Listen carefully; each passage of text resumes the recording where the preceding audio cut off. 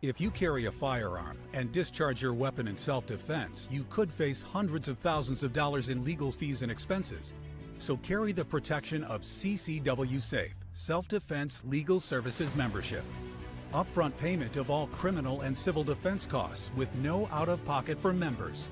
Unlimited defense budgets, unmatched legal expertise. Carry the same level of support police officers have. Carry CCW Safe, the highest caliber. And we're back. I am Chris Evan, the CEO of Survival Dispatch, joined tonight by my fellow Texan, Jeff Capps. Good to see you, Jeff. Hey, guys. How we doing? Good to see you guys. Spend time with you tonight. Like I said, living the dream. And we've got our in-house Intel subject matter expert, S2, with us as well. Good to see you, S2. Or good to see your avatar. Just kidding. All right. So we're going to get into this plane crash amongst a gazillion other headlines tonight. We had a bit of a misfire last night on the closing of the episode, and it didn't play the Soul Man Blues Brothers spoof of J.D. Vance and Donald Trump, but I can guarantee you it's queued up properly tonight. So we in the tech industry, we call that problem a PEBCAC, PEBKAC, stands for problem exists between keyboard and chair. So that would be me. Wow, that's quite the acronym. Nut loose behind the keyboard. Yeah, something like that too. So we're going to start off with a few different videos. Some of them overlap a little bit, but we've got some from different angles of the plane and helicopter collision that happened in DC last night. And we're going to cover what we know. We're not going to cover a bunch of speculative stuff that we've seen elsewhere, especially on the legacy media. So let's jump right in with the first video. It's at a distance, but pretty shocking to see. 22 seconds. So there's no audio with this particular video. So here's the plane. Let me just pause this for a second. We're not looking at this plane over here. We're looking at this plane here that's coming in for a landing. And this spot right here is the Blackhawk chopper.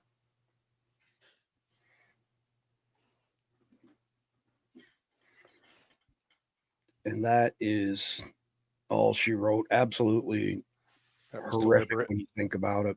That's deliberate. Well, we're gonna turn this over to you in just a second because you've done more research than any of us. So next one up here, this one here was a faulty report initially. Said the chopper was not broadcasting an ADSB signal at the time.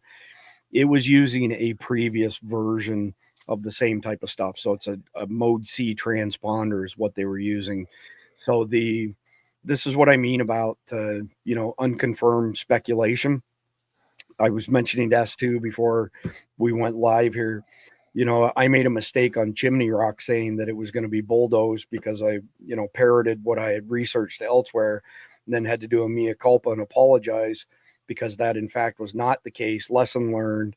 So we're going to stick to what we know. Although I got to tell you, S2 has connected some dots that I haven't seen anybody else do. This video, pardon me, is 22 seconds long as well. It's the same as the previous video over here on the right, but on the left, we've got some changing visuals. So we don't really learn anything new in particular from this video. Here comes the collision. But this update here, this community note where you can see my cursor at the bottom, does correct the fact that they were broadcasting their location. And last but not least, so this is dash cam footage from a couple who were driving nearby. It's 27 seconds long. Is it? It's him. Oh, what happened? oh my God! Oh my God! Is it? It's him. Oh, what happened? oh my God! Oh my God! Is it?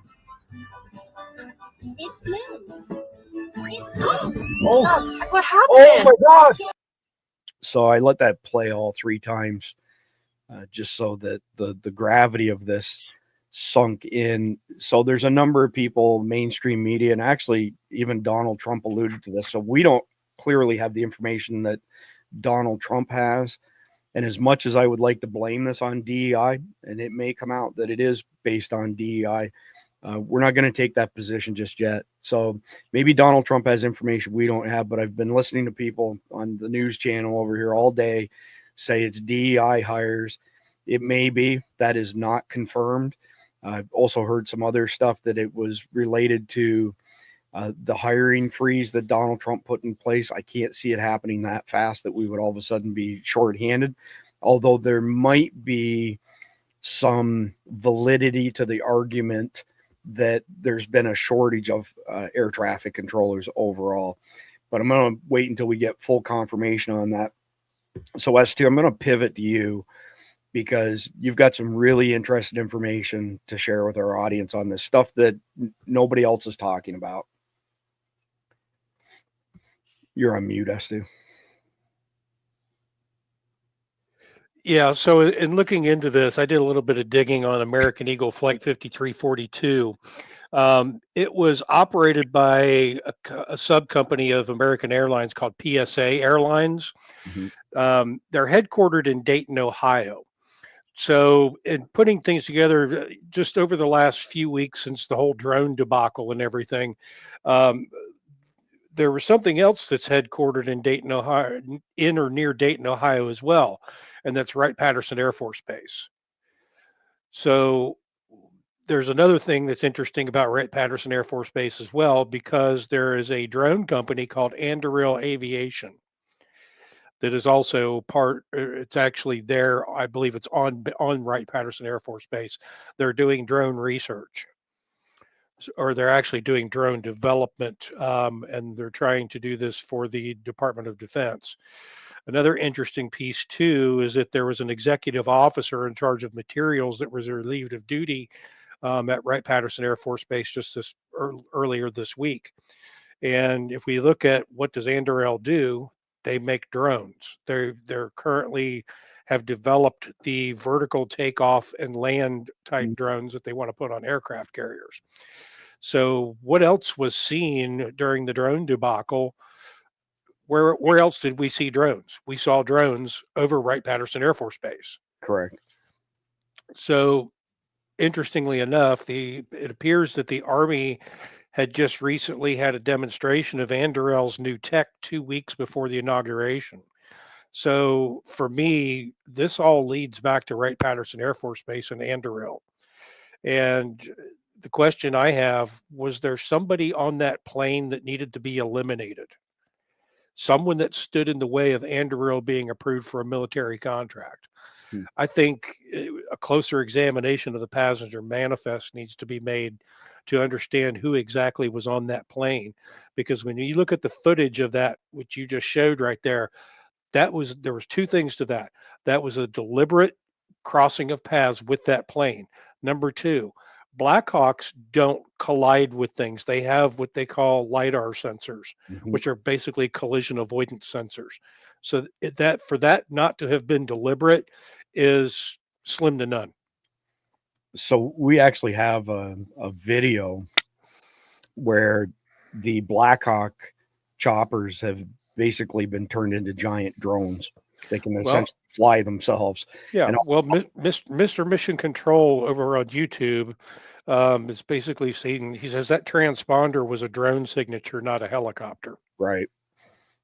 So I don't know that that's been confirmed 100%, but that might be the case. Put it that way. What I'm really interested in, though, is that you were able to connect the dots all the way back to the same company, same Air Force base that ties drones and potentially this together. We're not saying unequivocally that that's who's responsible, but there's some directionally correct information that S2's uncovered that nobody else is talking about.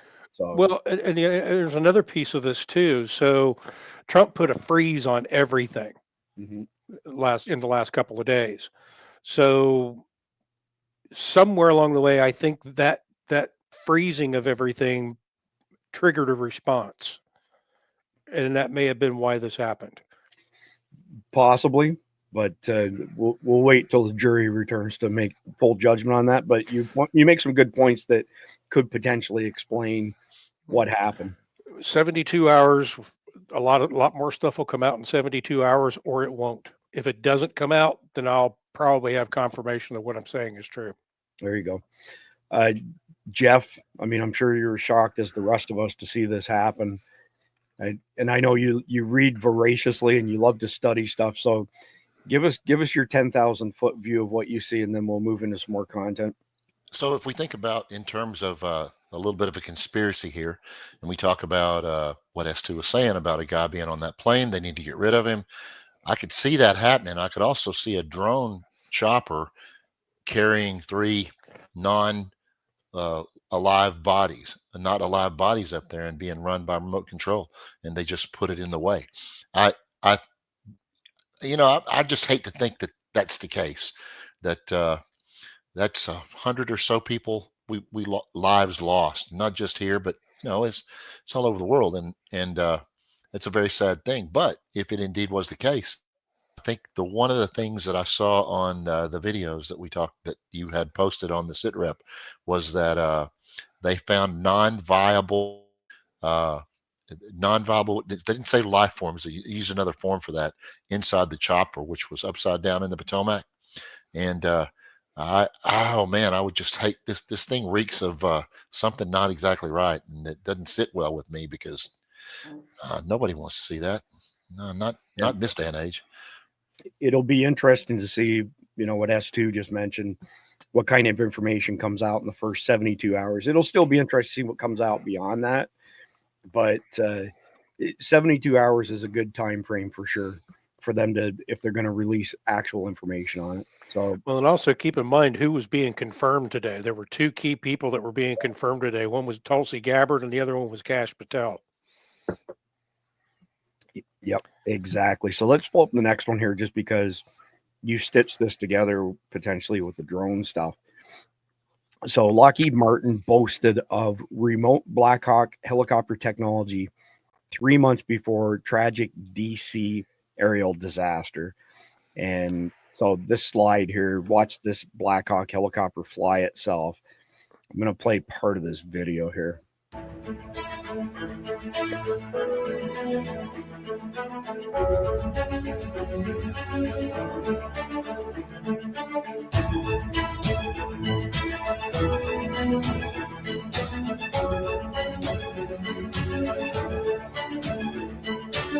We're working hand in hand with the Army to modernize Blackhawk, to incorporate new technology, new capabilities to create the Blackhawk of the future.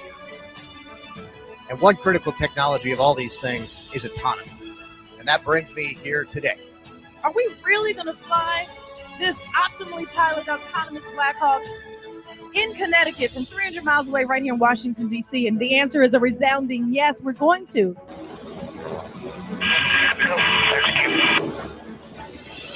You're going to see the aircraft come up to a stabilized hover, and this is going to simulate contested logistics operations where we would have a ground crew hooking up a swing load to the aircraft. And this aircraft is holding position remarkably well.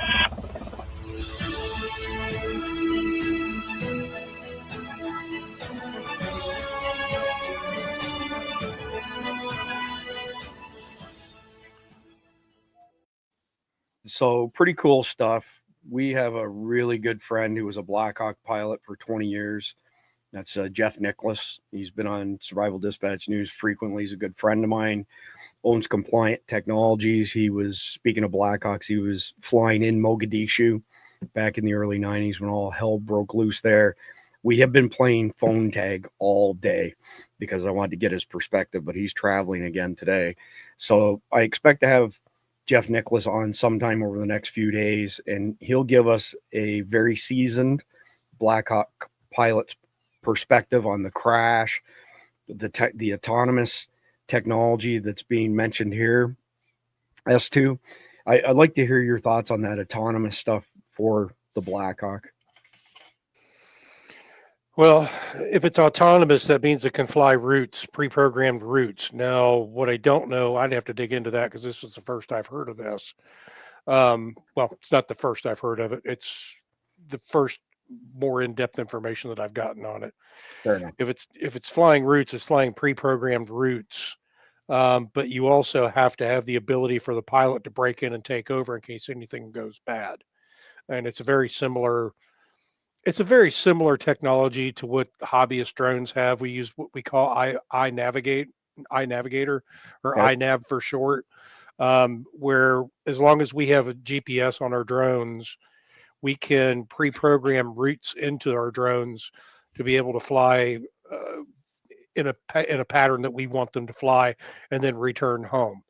Now, there's also a fail-safe in that where pilots can break in case their drones decide that they're going to get a mind of their own and do whatever, because it happens.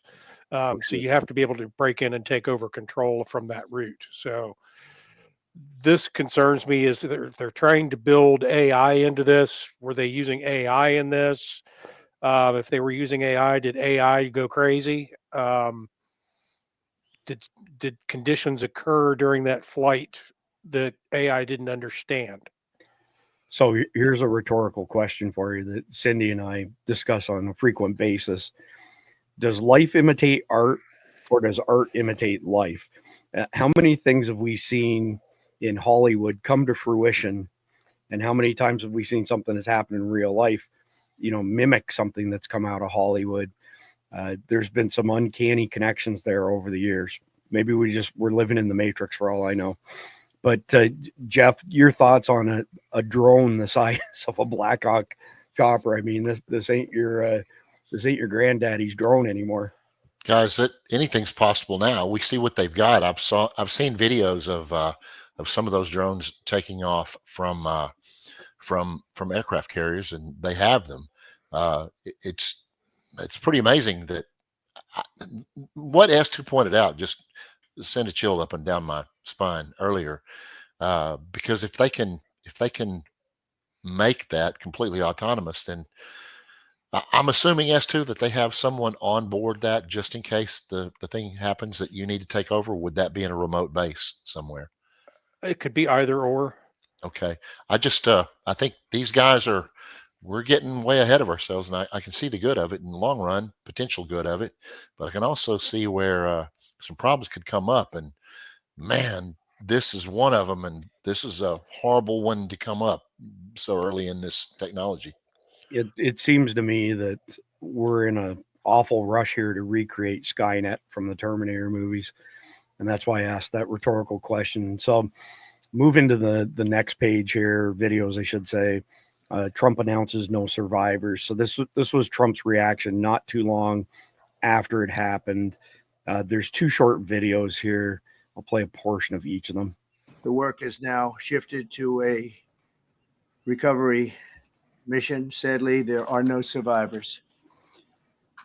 This was a dark and excruciating night in our nation's capital and in our nation's history, and a tragedy of terrible proportions. As one nation, we grieve for every precious soul that has been taken from us so suddenly.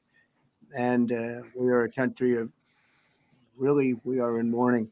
This is really shaken a lot of people, including people, very sadly, from other nations who were on the flight. The work. All right, so we'll go to the second video. I speak to you this morning in an hour of anguish for our nation. Just before 9 p.m. last night, an American Airlines regional jet carrying 60 passengers and 4 crew collided with an Army Blackhawk helicopter carrying 3 military service members over the Potomac River in Washington, D.C., while on final approach to Reagan National Airport. Both aircraft crashed instantly and were immediately submerged into the icy waters of the Potomac. Real tragedy. The massive search and rescue mission was underway throughout the night, leveraging every asset at our disposal. And I have to say, the local, state, federal, military, including the United States Coast Guard in particular, they've done a phenomenal job. So quick, so fast. It was mobilized immediately. The work has now shifted to a recovery mission. Sadly, there are no survivors. This was a dark and excruciating night in our nation's capital and in our nation's history, and a tragedy of terrible proportions. As one nation, we grieve for every precious soul that has been taken from us so suddenly. And we are a country of really, we are in mourning. This is really shaking a lot. All right, so I'll pause that when I want to repeat the same stuff. Stu, I got this inkling that whether this was on purpose or not, we're going to see this second term of Donald Trump's lurch from one catastrophe, one emergency to another and another and another. And that's why the conspiracy theorist in me really wonders, you know, how they let it happen, or did they make it happen? I'm not saying that they did, but I've got a feeling in my gut that we're going to see a lot of crazy stuff in the second term. What does your gut tell you? I'm thinking that in light of what Trump is doing with the military right now, with the executive orders, he's getting all of the woke crap out of the military. He's getting all the trannies out of the military. I'm starting to believe that this was military-based retaliation. Wouldn't that be something? It's This beyond is- evil, isn't it? That's Well, this is something Pete Hegseth is going to have to dig into. I've got a lot of theories floating around up in my head right now, but based on this and based on the fact that DC is basically a temporary flight restricted area where commercial aircraft don't fly over unless they have permission to do so. And Pete Hegseth coming out saying that helicopter was flying on a continuity of government mission. That's another piece of the puzzle put together there, because if you remember, I think it was maybe 3 to 6 months ago, they were landing helicopters in the Capitol. And that was that was a standard annual continuity of government exercise that they run. So that's do me a favor, Stu, just because we had a brief discussion with Jeff before we went live. Explain continuity of government for people in our audience who may not be familiar with that concept. Continuity of government is a plan that's put in place. It's actually it's not really a public plan, but it's a plan that's put in place in the event that something happens to our government or to our country. And let's say all of politicians and president and whatnot, in the event the president's assassinated, new threat of nuclear attack, any type of catastrophe, they have plans. And I believe those plans at this point would be to go to Crystal Mountain. Okay. So that's really what that's about, is they work on plans and they execute drills annually to ensure that they're at the ready to be able to do that in a heartbeat if something were to threaten the safety of the United States. Okay. I appreciate that. Thank you for expanding on that. So we'll move to the next one here. And this was earlier today. Obviously, it's standard protocol not to release the manifest of people's names until all of the next of kin have been notified. I'm assuming that's why we haven't seen a complete manifest.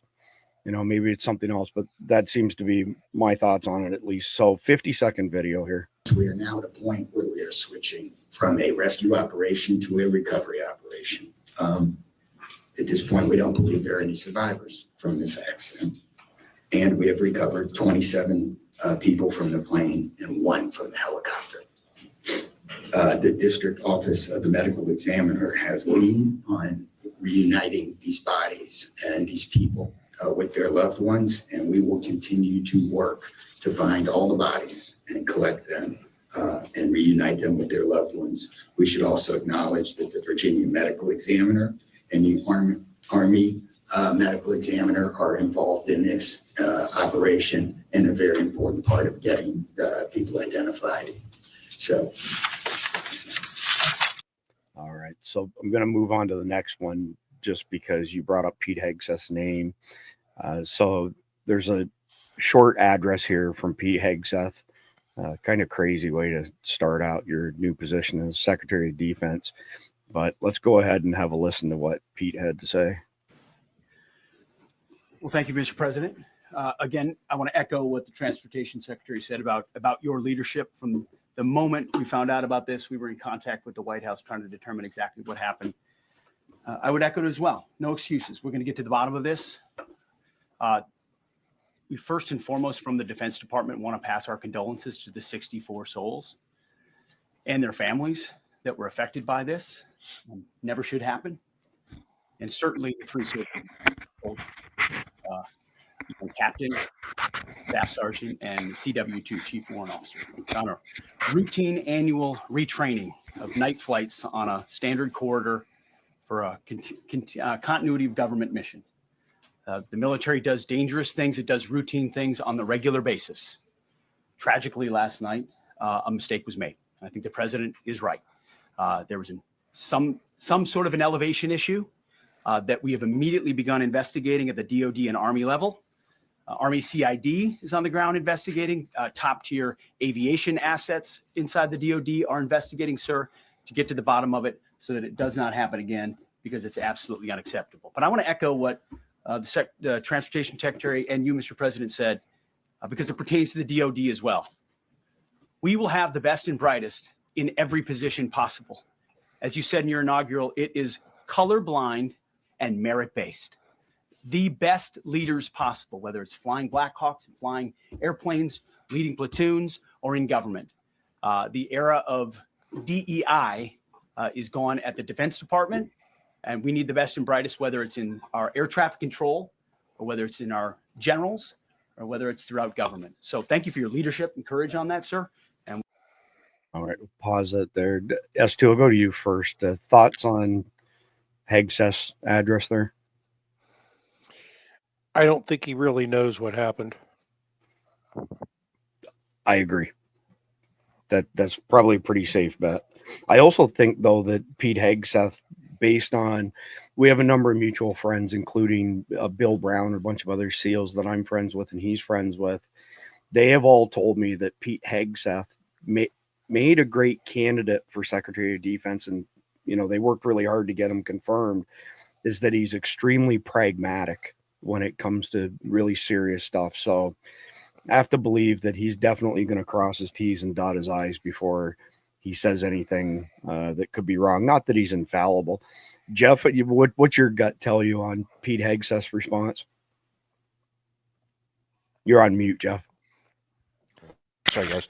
I would go with the fact that he doesn't really know what happened yet, and that he will do everything he can to get to the bottom of it. But I think he's saying what he needs to say, what he has to say. I think before you decide on something or make an opinion-based statement, you probably should get down to the brass tacks, and I think that's what he's doing. I think that's perfectly acceptable. Yeah, I think he's looking at things the same way we are, that there's a lot of speculative stuff out there, not a lot of concrete information. Of course, they're going to have information long before we do. Honestly, the only speculation that I've heard, and yes, I'm biased, but that it really doesn't matter, I would give you my honest opinion, is I have not seen anybody connect this the way S2 did. So my gut says where there's smoke, there's fire. And I have a feeling that S2 is right way more often than he's wrong, that we're probably going to find some connection. I noticed one of the guys in the chat too, pardon me for forgetting the name, 73214. High school locker combination, freshman year, 1982. Introduce me to somebody and ask me what their name is. 5 minutes later, I can't tell you what their name is. So this is my sometimer. So I think it was Mr. Mission Control who made the point that the transponder on the helicopter didn't match the helicopter, that it was giving off a drone signature. And I can't confirm that one way or the other, but again, where there's smoke, there's fire. So what he's saying, what S2 is saying, there's potentially an answer there. But as far as Pete Hegseth is concerned, a very pragmatic guy. I'm actually super happy that Pete got this position, because when I've spoke to all of his close confidants, they all said the same thing. Pete's view is, if we're going to do something in the military and it does not directly improve our lethality, we're not doing it. End of story. And I like clear, concise stuff like that. All right, next one up. First clear photo of American Airlines Flight 5342 to DC. Obviously, this was last night before the sun rose. It was 1 a.m. Eastern time was when it was published. Pretty horrific crash site, that's for sure. Hey, S2, do you remember, I want to say it was maybe mid to late 80s when that plane with 230 some odd Marines crashed off of Newfoundland and killed everybody on board? I vaguely remember that. So I had a buddy of mine who was a search and rescue technician at the time, and there was a UN operation, I want to say in Cyprus, and he had flown back just before that flight was scheduled to land. And you can correct me, you'll know the right number. I don't know the right number. But when that flight crashed, killed all the Marines on board, my buddy Randy Huber had to go out and collect flesh and body parts because you needed something like 5 pounds of body flesh or something to that effect to get a death certificate. And I don't know if that's the same now or it's changed, whatever. But part of that operation, you want to hear craziness, and it tweaked me seeing this on the water, was Randy saw a fish. It was a flounder with somebody's hand in its mouth, and he got in a tug of war with the fish, and the fish ended up pulling all the bones out of it, and Randy ended up with a perfect glove of the poor person's hand who died. Just the crazy stuff that these search and rescue guys have to see, right? I mean, it's unimaginable for people who haven't seen it, and then when you have seen it, it leaves some pretty deep scars. All right, next one up. Transportation Secretary Sean Duffy delivers an update on the tragedy at Ronald Reagan Washington National Airport. It's 2 minutes, 34 seconds. I'm only going to play the beginning of it, and then we'll move on. Sean Duffy here, Secretary of Transportation. We wish we are gathering for different purposes today. I just want to let you know that the Department of Transportation, the FAA, along with the White House, President Trump, local, state, and federal partners, all working together on this incident in unison. I couldn't be prouder of this team that's been assembled, working tirelessly. Mayor, I want to thank you specifically for your work. A few details I'd like to give all of you, and some of you reported this, but last night, if you live in the DC area, you would know that this was a clear night last night. The helicopter was in a standard pattern. If you live in the DC area, you'll see helicopters up and down the river. This flight pattern is seen oftentimes when you live in DC. This was a standard flight pattern last night as well. The American airline flight coming into land was in a standard flight pattern as it was coming into DCA. So this was not unusual with a military aircraft flying the river and aircraft landing at DCA. And again, if you live in the area, you'll see that frequently with those two aircraft working together. As many of you reported, we have located the two aircrafts. The fuselage of the American airline plane was inverted. It's been located in 3 different sections.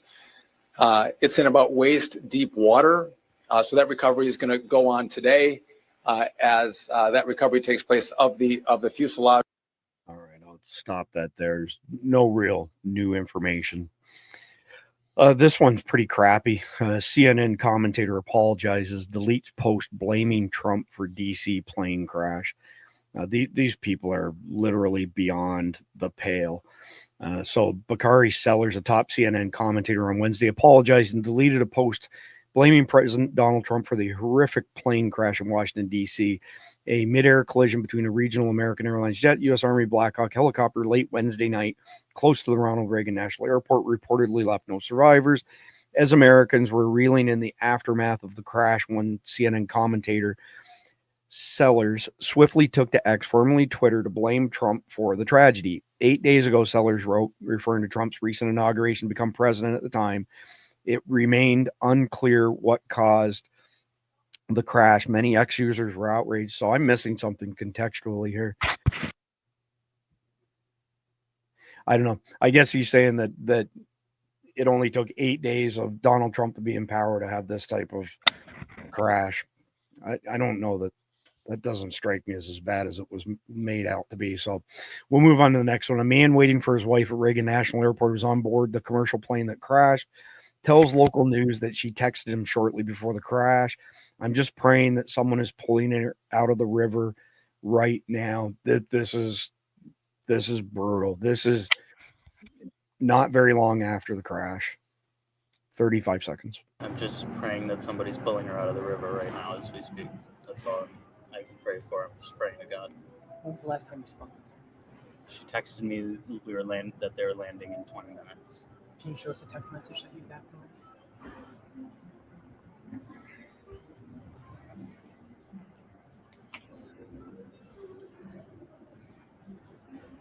Landing in 20 minutes. The rest of my text did not get delivered. That's when I realized something might be up. And that's absolutely horrific. So that's actually the last piece that we have for chapter 1 for our headline story, because we're trying not to report anything that is a conspiracy theory and again, I'd love to see this, pinned on DEI, but we can't say that for sure just yet. S2 first, then Jeff. Give me your final thoughts on the crash if you have any. We don't know what we don't know. Like I said, I have several theories floating up onto my head. I basically have connected the dots of what I know to be fact at this point. The only thing we can do is wait and see what Pete comes up with. And I want to say good job, S2. I mean, you never fail to impress with the digging. And again, I've had my other TV going over here, which is not just mainstream media. Nobody has said anything like you said. So hats off for being ahead of the curve on this. Well, just keep in mind, the information that I put together connecting the dots has been stuff that I've been I keep a lot of this stuff and decide whether it's important at the time, but I keep it. And then when things start to materialize and I start to see a picture that leads into a pattern, then I go back into my archives and I pull these out and I say, yep, this fits. Yep, this fits. Yep, this fits. So, yeah. All right. Again, great job, S2. Jeff? Well, like I said before, I hope that there's not some conspiratorial aspect to this, because I would hate to see that.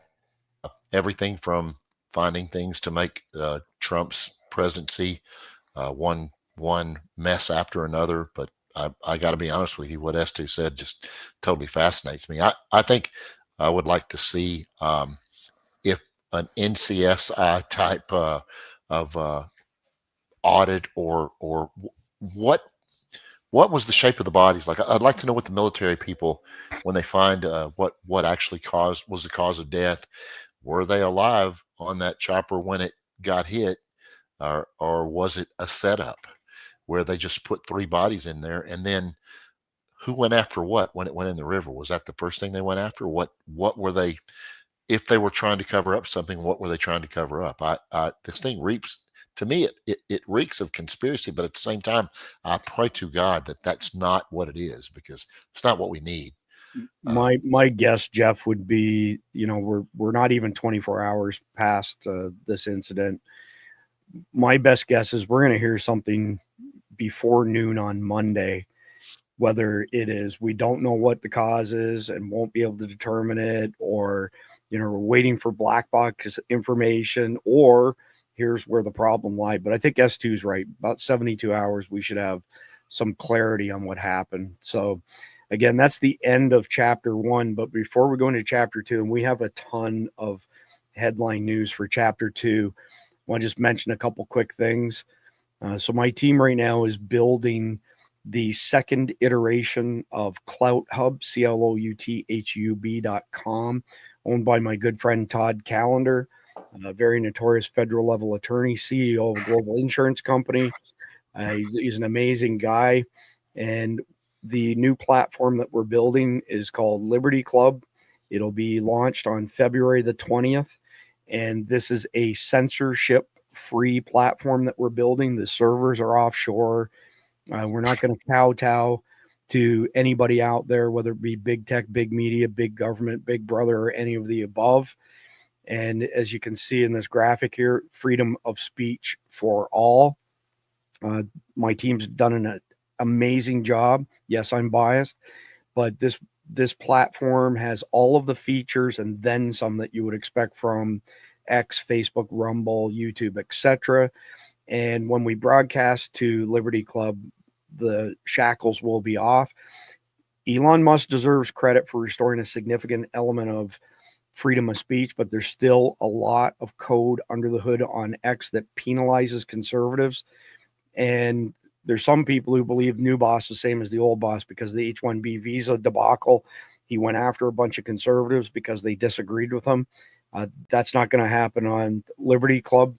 Stay tuned. If you are an insider, by the way, a paying insider, Survival Dad's insider, you will get early access to this, and stay tuned for more information on that. And I've got a small thing here. So I've got a couple of these denim hats with the American flag on them. Brand new, never worn, still have the plastic inside. The first two people who send an email to support@survivaldispatch.com with the word hat in the subject line and your name and full mailing address, we'll send these out to the first two people. So I'd like to be able to give stuff away like that when we can. All right, so we're going to jump into chapter 2 now. Let me get the first one up here. And I've got a word from one of our sponsors, Sawyer, but we're going to play that at the end of this chapter. All right, J.D. Vance said the UK will be the Islamic State with nuclear weapons. Is it in 20 years' time that the UK will emerge as the greatest threat to the USA? Former British Home Secretary Suella Braverman just admitted to a startling possibility. So somebody else, somebody more intelligent than me, mentioned this to me quite some time ago, and I kind of thought, yeah, that could be. But the more I think about it now, especially after this, is just wow.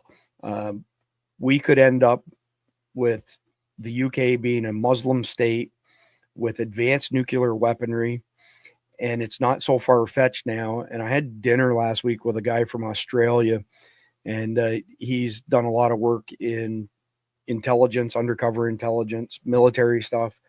And he had been to the UK multiple times over the past couple of years. And he said to me at dinner, he said, the UK is lost. They're done. There's no turning around. They're a conquered nation. Tie that to their military and nuclear weapons. All of a sudden, it gets a whole lot scarier.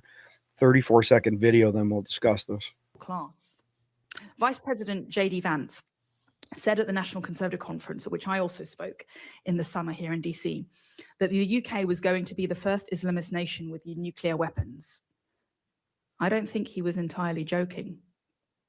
Is it an impossibility that 20 years from now, it will be the UK, not China or Russia, that will emerge as the greatest strategic threat to the USA, born out of a broken relationship and weak leadership? What happens if class? S2. I don't know if you had a chance to go through the sit rep or not, but give me your thoughts on this transpire. That would be almost unbelievable. But given the fact that where the UK is right now with what their own politicians have allowed, I don't think anymore that it would be. I don't think it would be any more impossible by any stretch of the imagination anymore. Yeah, it's not out of the realm of possibilities, right? Well, they've got enough crazy people in their government, just like us. So, yeah, no kidding. So, because we've got a ton of stuff lined up, by the way, for chapter 2 here, I'll go one to you, S2, then the next one to Jeff, and back and forth like that. It's the only way we're going to make it through. We've got so much news to report on. All right, next one up. New ICE and Border Patrol are perp walking illegals straight back into Mexico. Amazing. This specific instance happened today, which was yesterday, at the Hidalgo Bridge near McAllen, Texas. It's quick and efficient. Deportations are happening rapidly by land, air, and sea. 26-second video.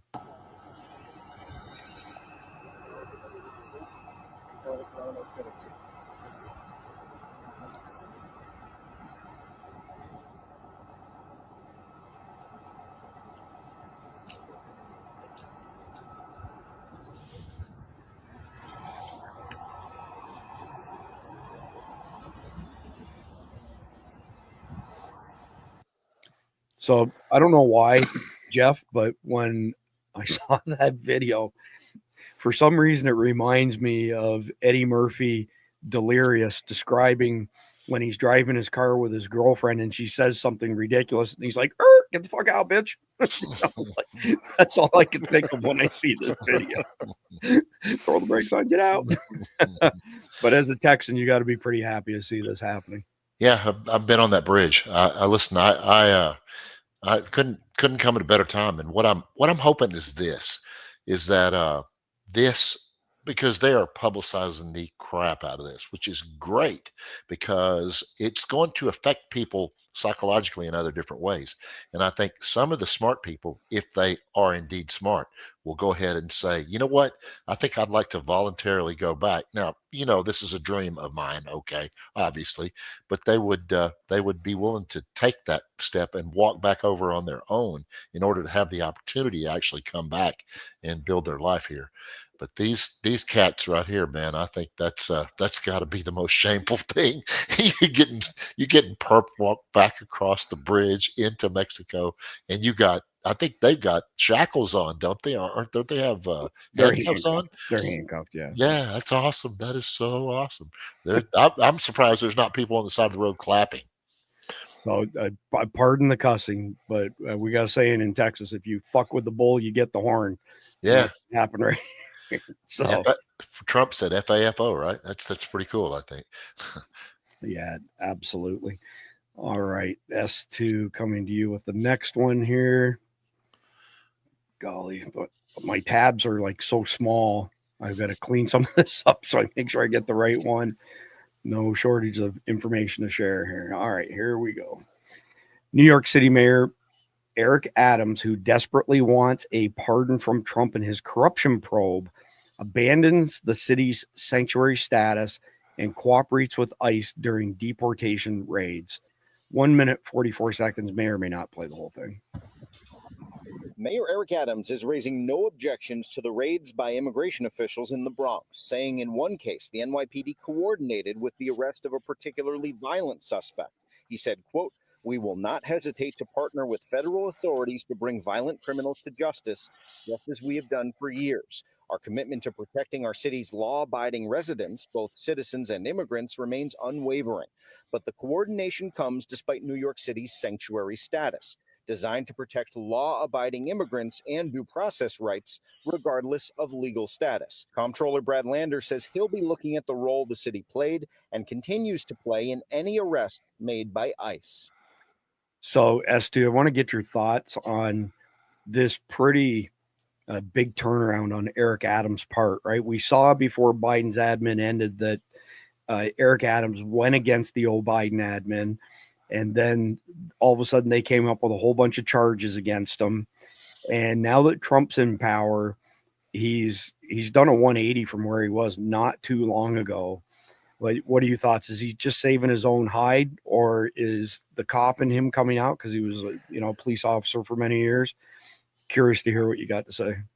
I think there are a lot of Democrats that have had their eyes opened and they're paying attention now. They're not just going crazy anymore. And Eric Adams is not going to get a pardon from Trump for his corruption probe because Trump doesn't have the power to do that. It's not a federal level crime. It's a state level crime. So that theory is out the window. I think what's happening is he has had his eyes opened. He has realized that he's been lied to on several fronts about a lot of things. And he's starting to say, maybe it's time to make a change. So how many, just ballpark numbers, like give me a ballpark estimate. How many people do you think in the Democrat Party are old school Democrats that are not woke, not into the transgender alphabet crap, that are seeing this as an opportunity to pull things back a little bit from the woke precipice? Well, let's look at RFK, for instance. He's staunch Democrat. His running mate, Nicole Shanahan, just flaming liberal as you can get. And they both have been trying to do things the old school Democrat way for so long, and they got their face smashed in over it. So while I don't think there's a lot of the old school Democrats left, and any prime or any of them that aren't into the whole woke crap and everything, or just want to blame Donald Trump for everything. That was the prime example was today during Kash Patel's confirmation hearings. You had certain Democrats that just they wanted us to forget about J6 and just move on. There's nothing to see here. Just let us do this thing with this unselect committee. And today, all they did was hammer Kash Patel over J6 stuff.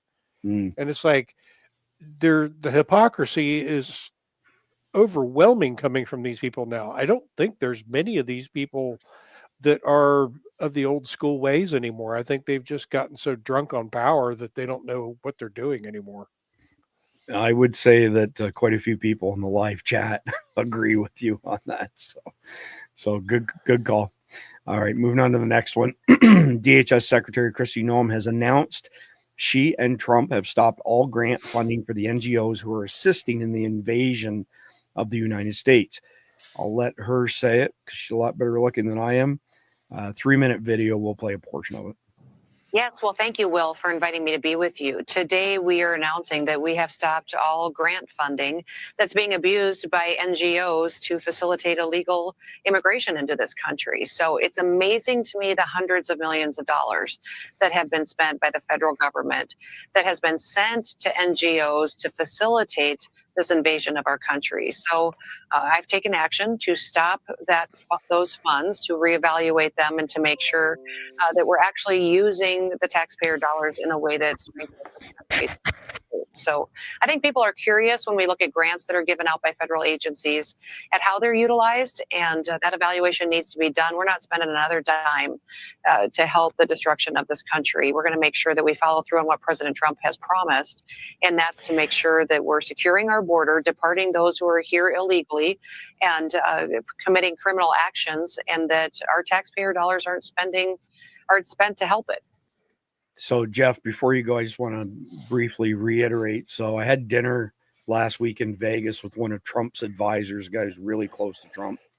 And I asked him, because I'd heard from other sources that Tom Homan is planning on taking this playbook from the Democrats and turning it against them.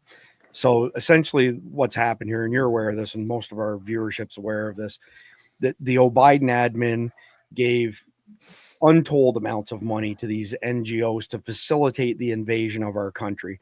And because it went through NGOs, it was at arm's length from the admin, and therefore they could claim that they had no culpability in this, right? So where Team Trump is going to leverage this is there will be NGOs who receive funding from this administration to specifically deport people, because Trump, Tom Homan, everybody wants to see bigger numbers than 1,000 people a day, 2,000 people a day. So it'll be interesting to see how that pans out. We've had a couple really awesome, loyal followers email me saying, when you know what the NGOs are, please let me know. So Major Michael Hall and Lieutenant Colonel Doc Pete Chambers, friends of S2s and mine, are very close to this. And as soon as we have information on those NGOs, we'll let everybody know. But it's the Trump admin's way of saying, hey, what's good for the goose is good for the gander. We're going to use your own strategy against you. So Can I mention one of them right now, Chris? Yeah, absolutely. Two of them. Catholic Charities is one of them that was well all up in all of this. It was receiving millions of dollars for this. There's another one called HARES, which is the Hebrew Immigration Assistance. I can't remember what the rest of it is. That was the one that Mayorkas was a board member on. Yeah, so when I said we'll reveal the NGOs, I'm talking the good NGOs that are going to help facilitate the deportation. But thank you for mentioning a couple of the shitbags who facilitated the invasion of our country. Jeff Capps. So I'm going to take a little different angle on this. And one of the things that No, you can't do that on Survival Dispatch News. You have to be part of the hive mind. We have to all think exactly the same, because that's how we are on the MAGA side, right? According to the Democrats. Okay, well, I can go that path. I'm just kidding. Speak your mind. We have a thing here we talk about. My wife and I have talked about this before, and it's conflict management. And so this is a way of oversimplification, but when someone comes out against you, you can handle it a bunch of different ways. But one of the best ways I've always found is to confront them about what the problem is. And listen, if I don't know what the problem is, I can't fix it. They're going to do one of two or three things. They're going to lie and say there's nothing wrong. They're going to blame it on something else, and then they are going to go completely underground on you, and you're not going to know which way these things are coming from. So basically, if I can tie this together, it's okay. Well, it's still that, but we're not going to call it that.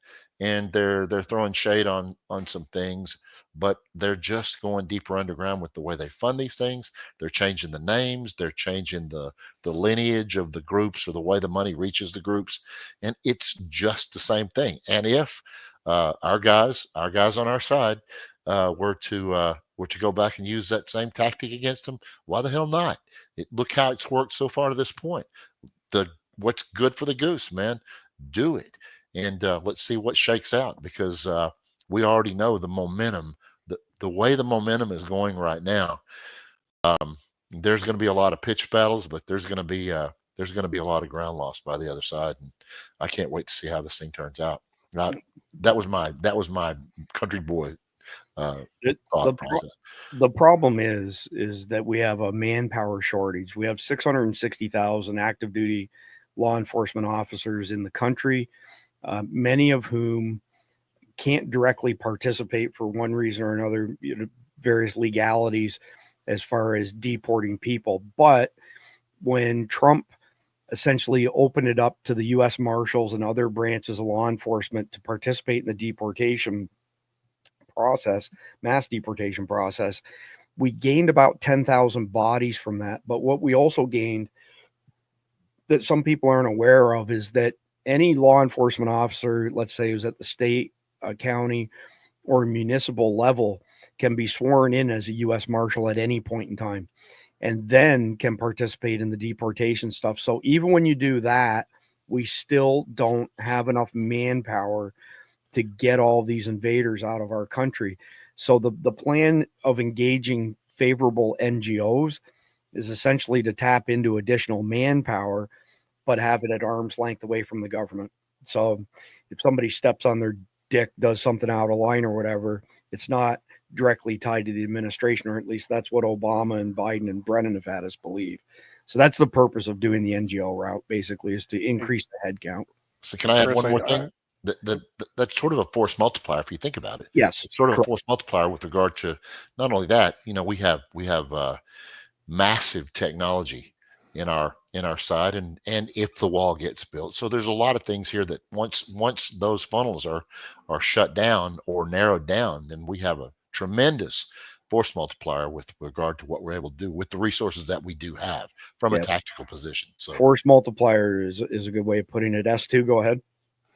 One of the other things that I hope that Kristi Noem is paying attention to is not just the NGOs that were facilitating this, but also the paramilitary companies that are assisting in the logistics with this too. You have Kallista Airlines. You have Global X that's been participating in it. You have Omni Airlines that's been participating in this. You have Trail Boss Incorporated that's been participating in this with their bus lines and their on-ground logistics. And there's several others as well that have been involved in this. It's real easy to track the money from DHS direct payments to these companies. Right. So I hope she's cutting that payment off too. Yeah, good point. Absolutely great point. And actually, we've got another snippet of her up here. So today I'm revoking Joe Biden's extension of Venezuelan temporary protected status that Secretary Mayorkas forced through at the very end of the administration. This program was abused, exploited, and politicized. No more immigration schemes that make Americans less safe. 53-second video.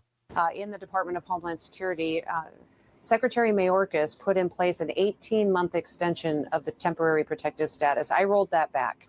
I rolled it back to the 6 months that it always has been, and he really put that in place to tie my hands, my ability to keep integrity into this program. So this program has been in place for years.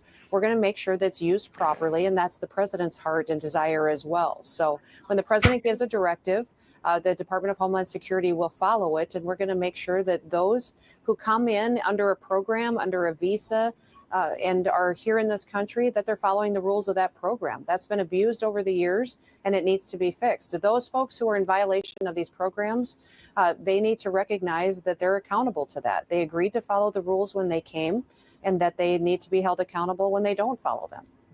So I'm going to skip past this one and give you another one, S2, just because we've discussed the immigration stuff to death, because this is just straight up insanity. So if you cause somebody anxiety or you hurt their feelings in the UK, there's a good chance you're going to jail. And what we've seen is, you know, people say something untowards the invaders that they have, and the government doesn't want that narrative out there. Next thing you know, the cops show up and arrest them. So last fall, the British government did an early release for over 3,000 violent criminals to make room for people who hurt somebody's feelings online. And this is just straight up craziness. UK woman pleads guilty in first cyber farting case, gets rehab and restraining order for sending fart videos to boyfriend's ex, which caused anxiety. You can't make this shit up. A woman from Wales is facing jail after bombarding her boyfriend's ex with videos of herself farting. Rhiannon Evans, 25, has appeared in court today to plead guilty to harassment in Britain's first ever cyber farting case. She is accused of causing distress or anxiety to her boyfriend's ex after sending videos of herself passing wind. The prosecution told the magistrates that in the first video she sent, she proceeds to pass gas by placing the camera on her bottom and passing the gas. Over the next few days, another 4 videos were sent of the same nature, showing Rhiannon passing wind and then showing her face smiling at the camera. Her tweeting continued on Boxing Day and New Year's Day, despite police getting wind of what had happened. No Rhiannon pun was arrested intended. at her home in Carnarvon and will be sentenced this week. That's too much. So before you go, S2, let me just preface it by saying, and we've said this before, the reason we track stuff like this is because all of the Western governments that are clearly under the control of the World Economic Forum start passing crazy laws like this. They figure out the recipe, then they bring it to California, then they try to bring it to the rest of the United States. And many times it blows up in their face, but that's why we track this stuff. This is Big Brother run amok, completely out of control. Absolute power corrupts absolutely. The same police force right there, the leader of that police force in the UK, said that if we as Americans say something that causes somebody in the UK distress or anxiety, he's going to have us extradited and put us in jail in the UK. And my advice to him at the time, and I'll reiterate it, is come get some. Good luck with that. So S2, your thoughts on the first cyber farting case in British history? You would have to give me this one. So you could always pass it to Jeff if you want. No, I'm not going to do that to him. You know, all I'm going to do is laugh out loud. You know that.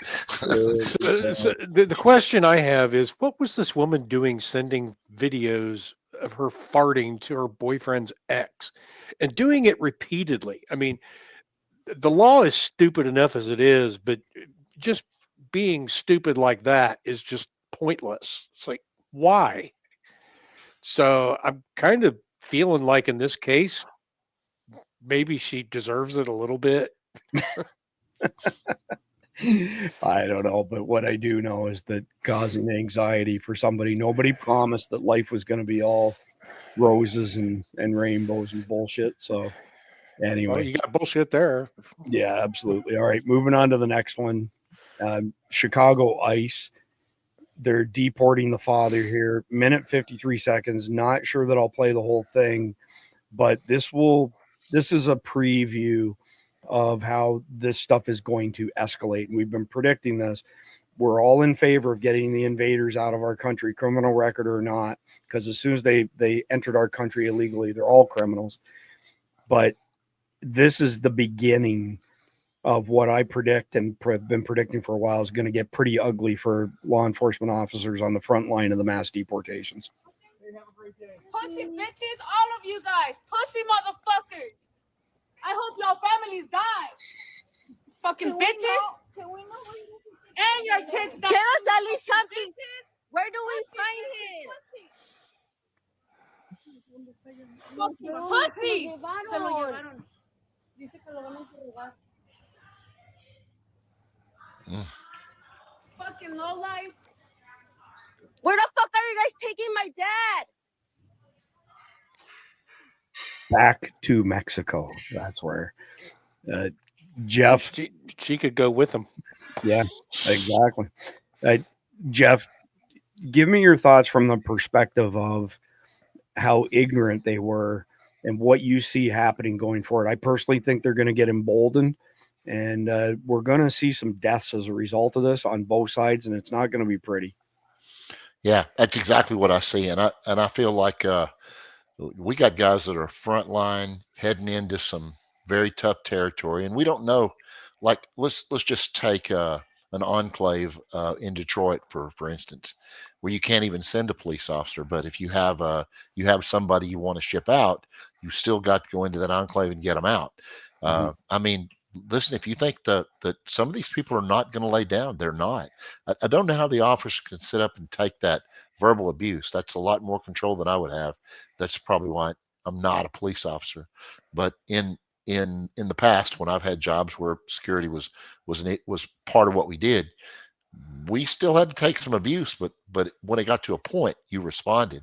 Here, for a woman to walk outside in her pajamas and start talking that trash, I think she ought to be loaded up too. Loaded up, cuffed up, and if she doesn't have children in that house, if she does, it's kind of a non-starter. But if she doesn't have children in that house, load her up, take her down there, and she can find him right now. We don't have to wait. We can take you where he's at right now, and you're gone. I can get behind that. So before I play this video, Jeff, I want to know if you want in on the bet that S2 and I have going. Anybody in the audience, you're welcome to participate as well. So we came up with this idea of which public official, high profile public official, like a mayor or, a senator, a state rep, whatever, gets put in jail by Tom Homan for blocking deportation efforts. So S2's got Brendan Johnson, the mayor of Chicago. I've got Katie Hobbs, the governor of Arizona.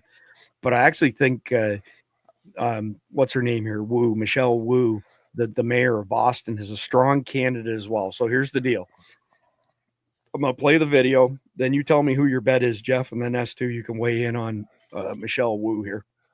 But with Fox News embedded going along with Dr. Phil, with this element of wanting to sensationalize and stoke greater fear about it. So we know that the federal government will continue to do what they do on the federal side. We will continue to do what we do on the city side, which is keeping everyone safe here. And we don't have the authority to, let's say, stop or overrule what they're doing in their domain, but neither do they in our domain either. So I want to quickly just Civics 101 reminder right there. Federal law trumps state law, trumps municipal and county law. She is unequivocally wrong. She's somewhat articulate, but she's not the most intelligent creature. So Jeff, quickly, what's your bet for who the first public official, high profile public official is that gets arrested by Tom Homan? It could be Paulus out of Colorado, the governor, but also it could be the mayor of Denver, whose name escapes me right now. Those two. But here's the deal: do they have the balls enough? He's Johnson too. I want to say Michael Johnson. Okay, but do they have the balls to back up what they're saying? I think it's all great when you get out and talk in front of your constituency and rah and you're the badass and all that, until that pair of pliers gets on your nipple, and then you're screaming bloody murder, saying you didn't say it. So I would go with the Colorado guys. Yeah. Okay. Sounds good. So S2, The next one has got you written all over it. So let's just jump there because we've got so much to cover here. Woke college student has freak out, then gets choke slammed to the ground by old man protesting on campus. 22 seconds. Hey. Mark. Mark, leave him alone. Leave him alone, Mark. Mark, leave him alone. Back off! Back off! Leave him alone, Hey. Mark, stand there. Mark, stay there. Like it.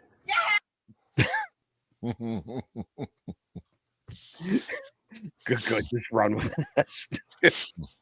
America.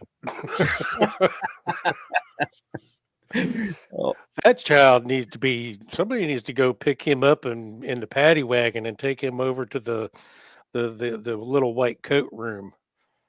He needs a timeout. Bruno has a pretty good idea. Pliers on nipples. Yeah. Telling you, man. Now you might like it. I got this visual of Mario Cuomo and his barbell. Golly. That kid right there, I don't think I would have stopped at, somebody would have had to pull me off him. I'll put it that way. Just man, we could go down a deep rabbit hole on this. Oh, and stay on it a while. All right, Jeff Capps, this one's yours. I'm just going to let her say it because this is really good. Miller. Thanks, Caroline. A question that we've asked your predecessors of both parties in this job. When you're up here in this briefing room speaking to the American public, do you view yourself and your role as speaking on, advocating on behalf of the president, or providing the unvarnished truth that is, not to lie, not to obfuscate to the American people? I commit to telling the truth from this podium every single day. I commit to speaking on behalf of the President of the United States. That is my job. And I will say it's very easy to speak truth from this podium when you have a president who is implementing policies that are wildly popular with the American people. And that's exactly what this administration is doing. It's correcting the lies and the wrongs of the past 4 years, many of the lies that have been told to your faces in this very briefing room. I will not do that. But since you brought up Truth Seek, I would like to point out, while I vowed to provide the truth from this podium, we ask that all of you in this room hold yourselves to that same standard. We know for a fact there have been lies that have been pushed by many legacy media outlets in this country about this president, about his family, and we will not accept that. We will call you out when we feel that your reporting is wrong or there is misinformation about this White House. So yes, I will hold myself to the truth, and I expect everyone in this room to do that. And Caroline, we've got something coming up. I can't remember the exact name of it, but the Trump admin has put together this rapid deployment media team that is going to, bust up these myths as they're spewed by the legacy media. I just can't remember all the details, but we will get to it in tonight's broadcast. S2, your thoughts on her? I think she's pretty good for being 20-something years old. She's straight up. She's going to be brutal. I hope she makes them cry. Wouldn't that be a beautiful thing? All right. Like I said, we got a ton of stuff, so I'm going to try hustle us through this as best as I can. Breaking: Elon Musk calls LA Mayor Karen Bass a communist after she decides to hire an outside consultant to rebuild the Pacific Palisades in a more equitable and environmentally sustainable way without authorization from the property owners. Seems like more money laundering. No, this is not money laundering. This is exactly what the conspiracy theorists said, that it's highly likely there was an element of arson at least some of the fires.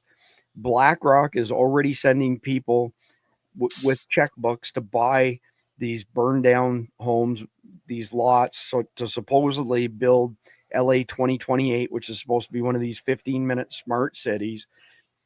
When you see somebody in there says they're going to rebuild it in a more equitable and environmentally sustainable, what that means is Obama started this thing towards the end of his second tenure where he said to cities, if you don't allow multifamily housing units in the same neighborhoods that upper middle class people live in, we're going to nuke a whole bunch of funding for your municipality. And basically the idea was you take these nice suburbs, nice gated communities, and you have to put up low income, Section 8 housing. And that's exactly what she's describing when she says more equitable. More equitable.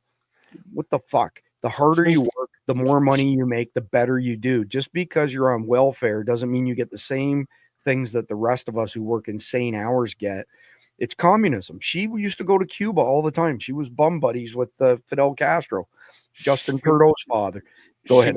She means you get to live in a ghetto like everybody else. Correct. Absolutely. That's right on the money. All right, moving on to the next one here. We saw some pretty crazy stuff with RFK Jr. in the Senate. Senator Warnock, Democrat, Georgia, took a whopping $1.7 million in cash from Big Pharma in 2021. Look forward to primarying you in the future since I now live in Georgia. So just so everybody knows, we've mentioned before, I'm going to mention it one more time. The biggest lobby movement in DC, bar none, is Big Pharma. And the largest advertiser on legacy media by far is Big Pharma. So Big Pharma don't put all these commercials on your TV expecting you to go and ask your doctor for the pills. They account for 75% of legacy media ad revenue in non-presidential election years, 50% presidential election years. That gives them so much clout that they can say to the legacy media, you are going to push this narrative. Oh, if you decide not to push this narrative, we'll stop advertising on your channel or your network. So I don't know, Jeff, did you catch any of the hearings yesterday? Because it was disgusting. These people who are getting paid off by Big Pharma arguing against things that RFK wants to do to make us healthier. So RFK came up with a thing against Bernie when Bernie was talking out loud. And I think when Bernie got paid to get out of the presidential race when he was going up against Hillary, I think he got a house or two, valued at well over $1 million, something like that. Not to mention the $1.543 million he got from Big Pharma. And to throw that up against RFK, boy, you got to really be some kind of special stupid to throw that out there when that information is public. And RFK did not hesitate to throw it right back in his face.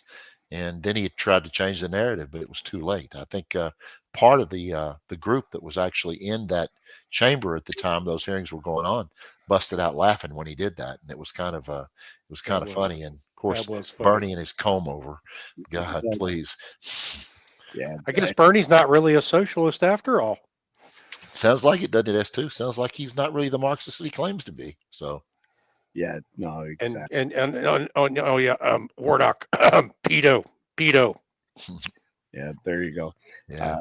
All right, so moving on to the next one's for you, S2. So love this. The White House is now issuing press releases debunking latest fake news hoaxes. So here's some stuff. I mean, Chris Murphy is crooked as a dog's hind leg. And here's a couple more. To say that the Trump team has learned a lot since their first go around is a massive understatement. You work in the world of information, S2. Your thoughts on this particular initiative where they're doing like this rapid response? This is a glorious thing. Now they just have to figure out how to get it out there in widespread. I mean, obviously we're doing it. X is a good platform for that. I don't even know. Do they actually have a website for this? That's a good question. I don't know if they do or not. That would be. This is just such a great thing. I mean, they're actually going out there and just saying, "Yeah, no, you're lying." Yeah, and dig your hole a little deeper, CNN. Yeah, it's about time, but good move forward for sure. Elon Musk: children cannot consent. That is why there are laws protecting minors. Those who perpetuated this evil should be imprisoned for life. Breaking news: Trump signs executive order banning trans surgery for minors in the United States. We've discussed this multiple times over the course of the past couple years.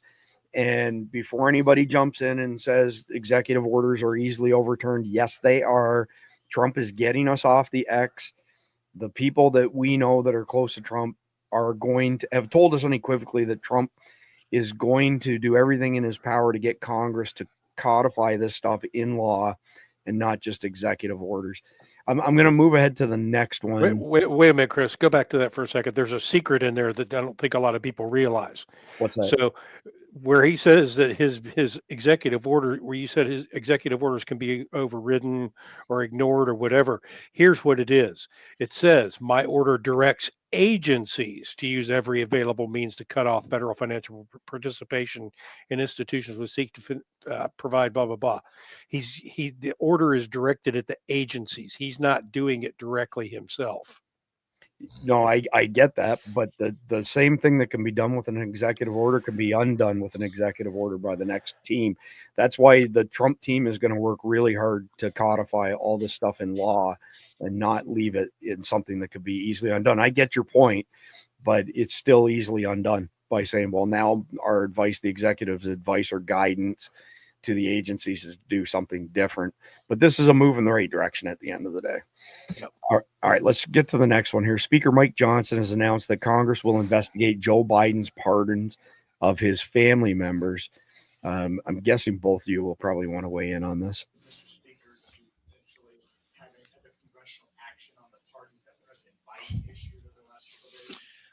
It was shocking. I mean, it was shocking what President Biden did on the way out, pardoning his family for more than a decade of whatever activity, I mean, nonviolent offenses. It was breathtaking to us. I don't think that's anything like that's ever been anticipated.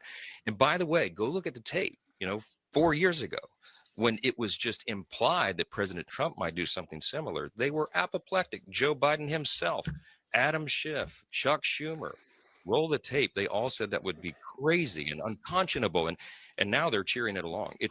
To us, it is disgusting. To us, it probably proves the point, the suspicion that, they call it the Biden crime family. If they weren't the crime family, why do they need pardons, right? Look, there's a lot of attention that's going to be paid to this, and I think that is appropriate, and we will be looking at it as well. But, yeah. All right. Jeff, I'll give you first run at this one. So tell me if I'm wrong here. I could very well be, but in the event that someone gets pardoned like that, so they're relieved from guilt on a particular crime or set of crimes, but can't they later be subpoenaed to provide information and which could possibly lead to further charges from some other vantage point? Potentially. Go ahead, Stu. I was just saying yes to Jeff's question. They can be brought in and they can't declare the Fifth Amendment. Okay.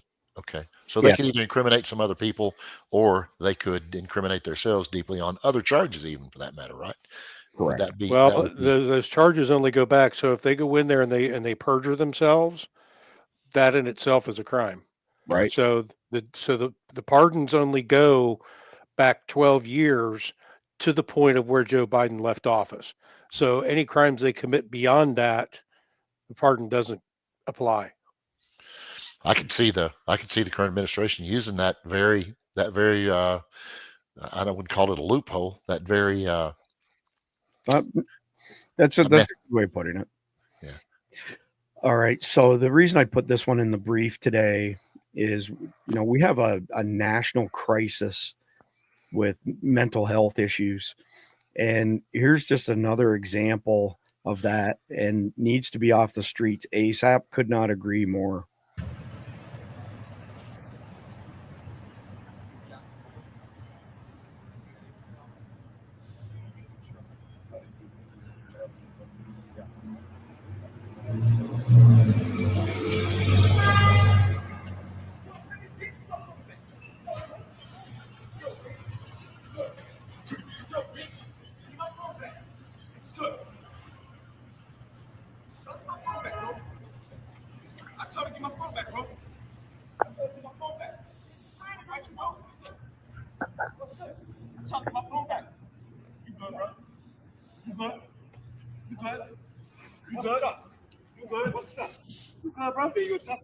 She so send my phone fucking That leave, shit ain't bro. your phone, nigga. She stole my phone and left, bro.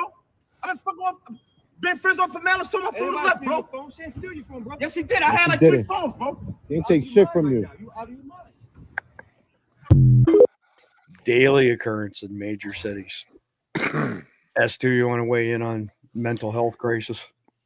I can tell you this does exist. We have a very busy highway down by us, and they are at the exit ramps and all the time. They're at the intersection lights there all the time, and you can see them. I mean, these people they're addicted to something. They're taking something, you can tell. But on top of that, they were also already mentally deranged in the first place.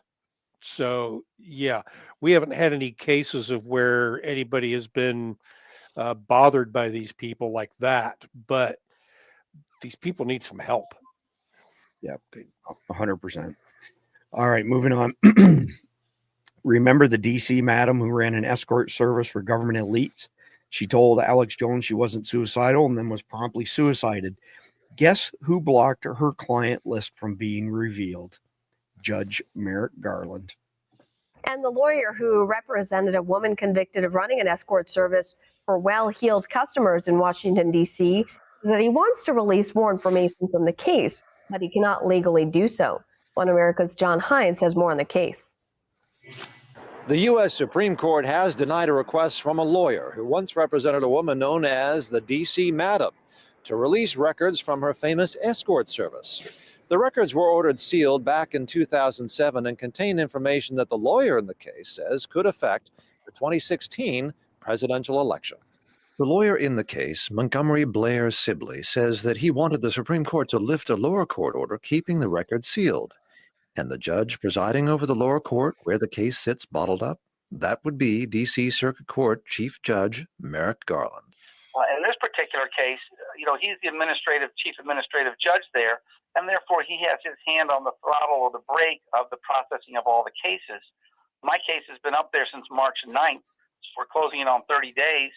I did make a motion to expedite it based upon, the Wisconsin primary yesterday and other compelling factors.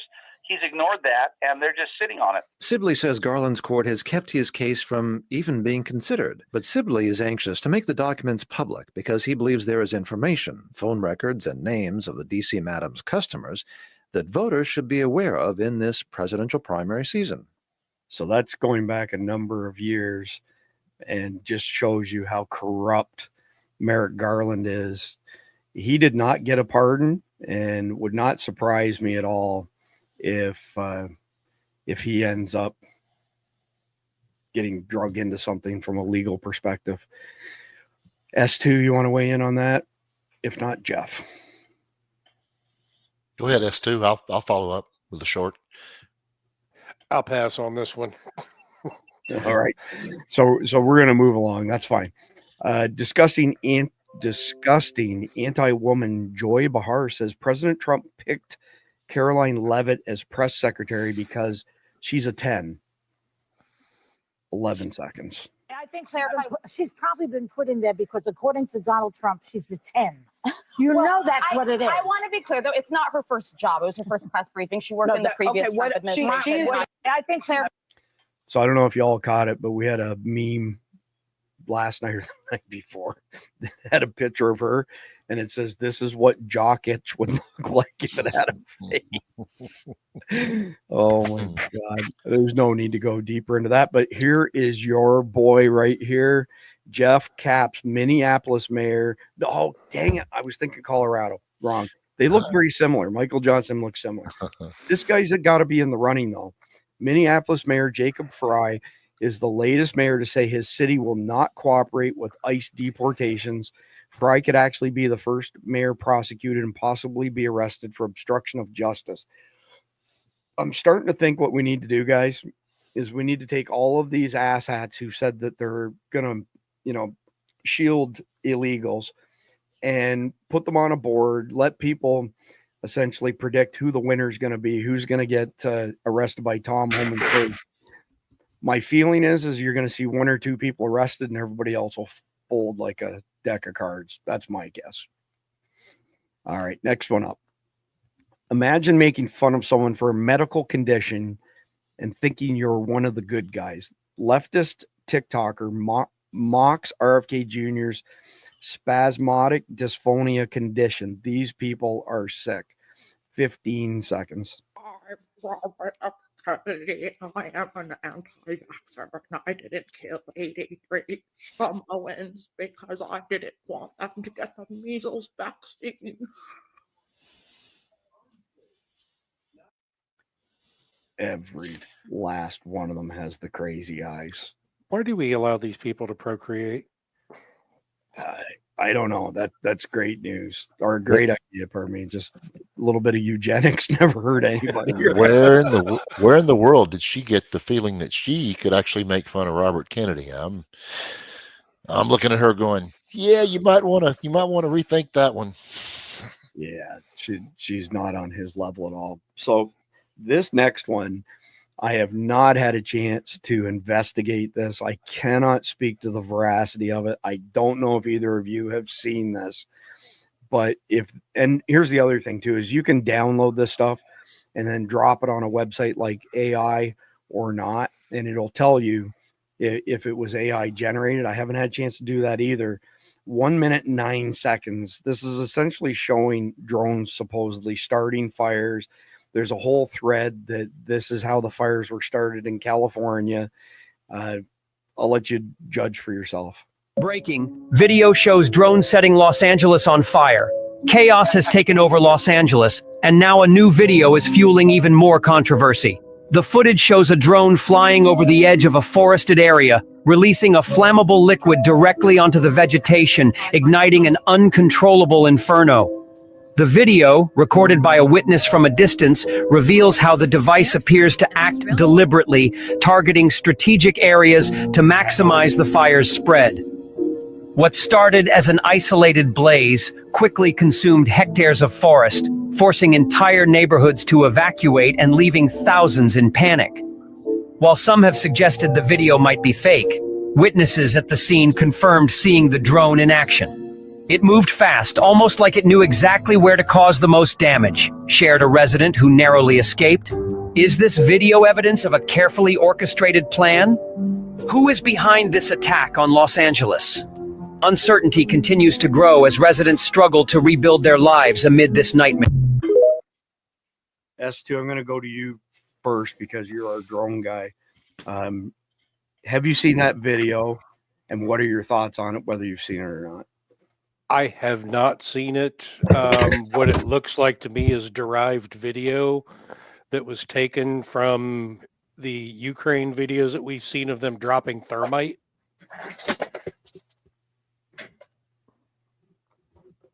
I could be wrong, but that's what it looks like to me. You've lost your video. Chris? I think we lost him for a second there. Yeah, hold on a second. I got a wire got hooked under my chair, and everything just went ass over tea kettle. It sucks being blind in my left eye. This is my world. This is what happened. What's that old saying, Chris? Can't blind in one eye, can't see out of the other. Yeah, something like that. It's pretty accurate statement. All right, so I didn't have a chance to hear what you had to say, S2, but. I said it looks like reworked. Anything's possible, but it looks like some reworked video footage that was taken in Ukraine, where they were dropping thermite over the wooded areas in Ukraine. All right. Okay, bear with me here while I try to get my stuff set back up again. All right, moving on to the next. Never a dull moment. Chicago resident Vashon Kunkel pleads with border czar Tom Homan to come to Chicago and clean the city up. 1 minute, 18 seconds. Should give me enough time to get my shit together here. Sir, please, I don't care what Brandon Johnson tell you. Please come clean up Chicago, Illinois. We need you, Tom Homan.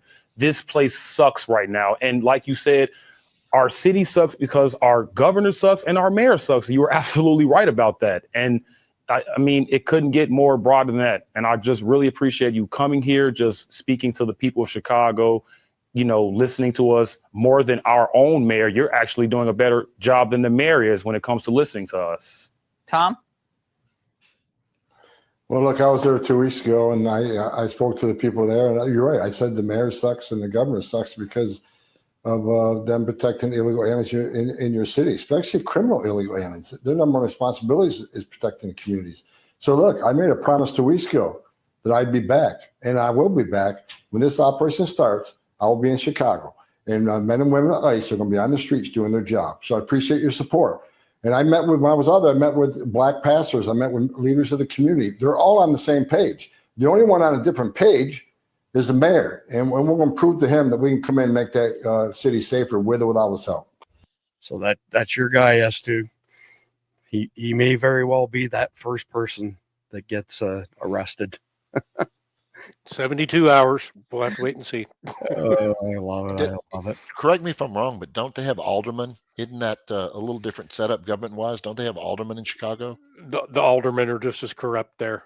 And so, my point was going to be, I think I did a little digging back in the day, and they have 9 aldermen, I believe. I believe that's the number they have, and every one of them was a registered Democrat, and about 3/4 of them were way on the woke side. So yeah, they all voted to bring the illegals into the city and put them into these buildings and things. And there was a big to do about it when the whole thing started. Right on. All right, moving on to the next one. Incredible. A journalist on Al Jazeera says verbatim that Mexico cannot cope with a sudden influx of millions of people.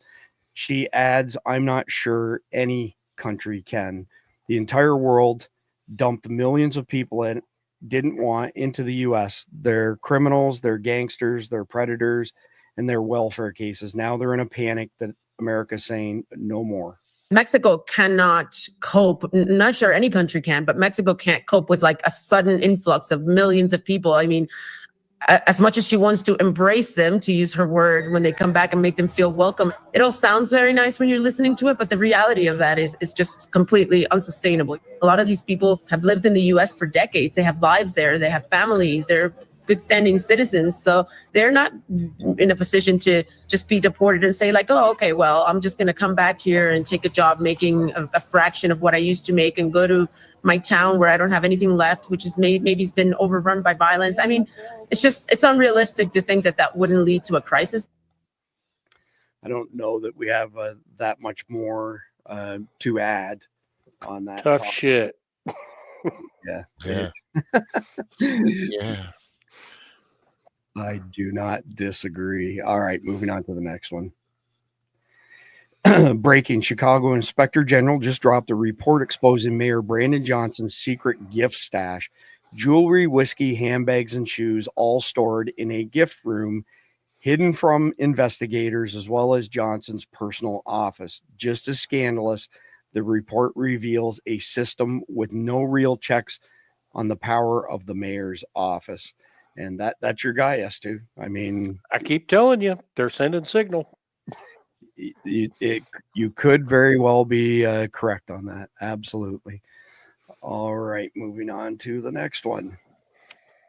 Let me just back this up and start the video by itself. Does that remind you of the mayor of New Orleans a few years back? He got caught with all that in his refrigerator or his freezer.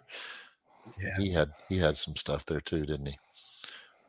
Illegal migrants are now filming themselves, refusing to open their door for ICE officers and posting to social media. 1 minute, 18 seconds. Administrative process warrant. It's not signed by a judge. It's not the one that you need to enter the home. It's different.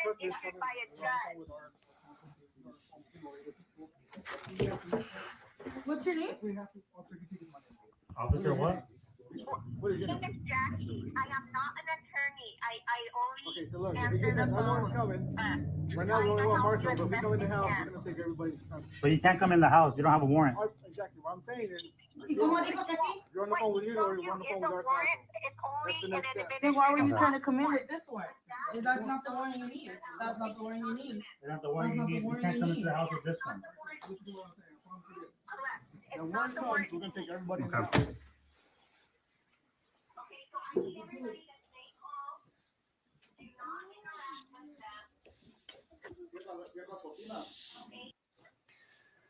So, thoughts on illegals turning away law enforcement like that. S2 first, then Jeff.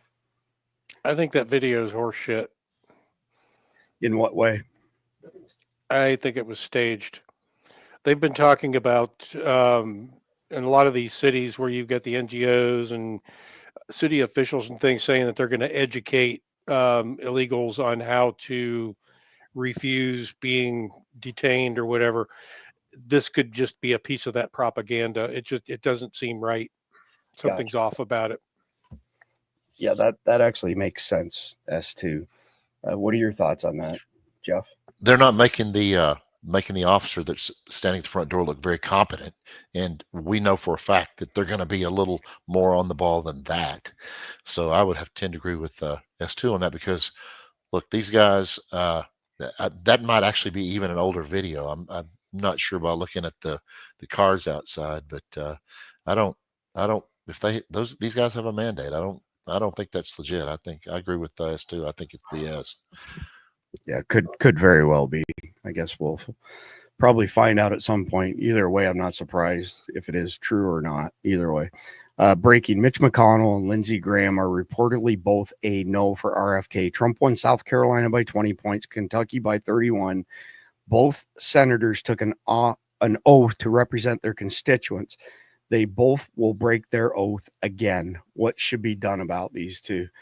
S2, first, and then Jeff, want to hear your thoughts on these shitbags. You're in the Diddy files. S2 is like on the money tonight. Yeah, he's on fire. He is on the money. Good job. Jeff? McConnell and his wife just need to move back to Beijing, because that's where they're going anyway. Right. And Lindsey Graham, this guy's a piece of work. He talks so much out of both sides of his mouth, and as they said, never met a war he didn't like. I think Lindsey likes being on television. Maybe he can get a job as an actor after he gets voted out. But I'll tell you what, he flipped his tune on Cash today. Oh, he did. Oh, yes, he did. He sure did. Yeah. And that's great news. He was kissing Cash's ass today. Well, it's that whole thing we talked about earlier with the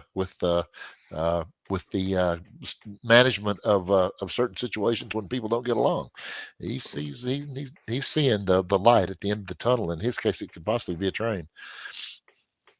Yeah, exactly. All right, we're getting close to the end of chapter 2 here. This is a longer video here, and clearly I can't play a 22-minute video, but Mel Gibson's adrenochrome task force rescues kids in tunnels connected to Tom Hanks' mansion. Hollywood ambassador Mel Gibson has vowed to expose and dismantle the child trafficking epidemic and the adrenochrome industry that has plagued Hollywood for decades. But first, there are thousands of innocent children to be rescued, children whose lives are on the verge of being destroyed by the pedophile elite of the industry. Hollywood ambassador Mel Gibson has vowed to expose and dismantle the child trafficking epidemic and the adrenochrome industry that has plagued Hollywood for decades. But first, there are thousands of innocent children to be rescued. Children whose lives are on the verge of being destroyed by the pedophile elite of the industry. Mel Gibson is already delivering on his promise to take on the child trafficking epidemic. He recently spearheaded a raid on a notorious trafficking network, rescuing dozens of children from a sophisticated tunnel system that coincidentally connects to Tom Hanks's property, one of the few homes left standing in the aftermath of recent devastation. As more dark connections continue to surface, investigators are being confronted with chilling questions. What terrifying truths lie beneath the glittering facade of Hollywood? And how far will these powerful figures go to protect their secrets? Before we dive in, join the People's Voice Locals community if you haven't already, and sign up to become a member of the world's first ever cyber nation that truly believes in life, liberty, and the pursuit of your dreams. Visit joson.com and click the Join Us button today. It's completely free. The elites in Hollywood have been feeling the effects of Putin shutting down child factory farms in Ukraine in the past 2 years. And they began moving their operations elsewhere, including within the United States and Mexico. However, the Trump presidency has sparked a powerful wave of law enforcement action, targeting the horrific epidemic of child trafficking in the US. Now, the elites who thought they were untouchable are finding themselves cornered. as their dark secrets are finally coming to light. Special agents with Homeland Security investigations and the US Border Patrol found a sophisticated cross-border tunnel connecting El Paso, Texas to Mexico. Investigators confirmed that this tunnel was used to sex traffic children, and now forensic evidence has linked it to the child trafficking epidemic run out of the Hollywood entertainment industry in Los Angeles. According to CIA sources, 8 million children go missing in the world each and every year. The vast majority of them lost into a system of pedophilia and adrenochrome blood trafficking, while the mainstream media downplay the gravity of the epidemic to protect their overlords from public. All right, so I'll stop it there.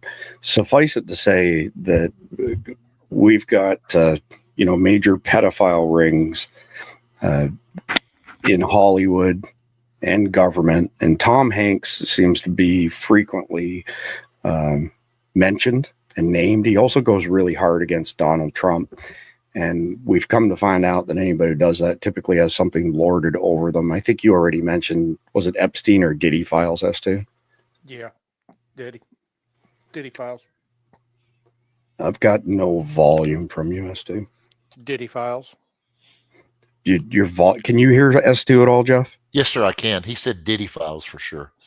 Yeah. For some reason, I'm not getting his audio. It's really, really low. It's not as high as it was, but I was still picking him up pretty good. And I'm not getting a lot of audio from you either. We got gremlins in the system. No, it's because I dumped everything on the floor here. There you are. I see Chris on the floor with a pile of wires around him right now. this wire here, I'll show you just so you can see I'm not fibbing. This wire here went underneath this chair, and all of this equipment over here, the sound mixer, the microphone, that camera there, all went ass over tea kettle. So anyway, all right, problem averted. I think we're okay now. Although it sounds like my mic might be a little bit on the high side. So I turn that down just a bit. How's that sound wise, guys? Is that okay? Good to me. That's good. Okay. That's good. All right. Thank you. Don't want to blow anybody's eardrums out. All right. I feel like I should be playing like that thing like from when we grew up. Please stand by while we experience technical difficulties with the bars of color and stuff on it. Yeah. Thank you. All right. Appreciate it. All right. So this one, I believe, is the last one for chapter 2. Then we get into a bunch of zany stuff in chapter 3. Lots of headlines and videos, not as many memes tonight, but Trump puts all countries on notice. You're going to take them back and like it. 14 seconds. We may have tough talk from others, but it's not going to mean anything. They're going to all take them back, and they're going to like it too. They're going to like it. They're going to take it back, and they're going to like it. Today, I appreciated they took back that. Thoughts on Trump telling other countries, you're going to take your people back, whether you like it or not. Yeah. Kind of sounds like you will eat the bugs and you will like it. Yeah, it's exactly what it sounds like when you think about it, right? It's just going the other direction for a change. Sign the paper, old man. Uh-oh. Mike Sterling has a challenge arrest. Yeah. Oh, yeah. Ich bin Berliner. Ich bin Berliner. All right. So we're running kind of long tonight, but that's okay. It's Friday night, and I have got a ton of stuff in chapter 3. Tonight's sit rep, by the way, is available for free download to all members, paying or not. Patreon.com/survival dispatch. Sign up for a free membership. Download tonight's sit rep. And you have all the links to everything we've shown tonight. So you can watch videos in their entirety and do your own studying. But here we go. Again, keep in mind that this is just zany headlines and those sort of things. So Secretary of Defense Pete Hegseth, one of the dumbest phrases in military history is our diversity is our strength. Amen to that, by the way. What's happening with DEI? How's that going at the Defense Department? Well, DEI is not going well at the Defense Department because it's dead.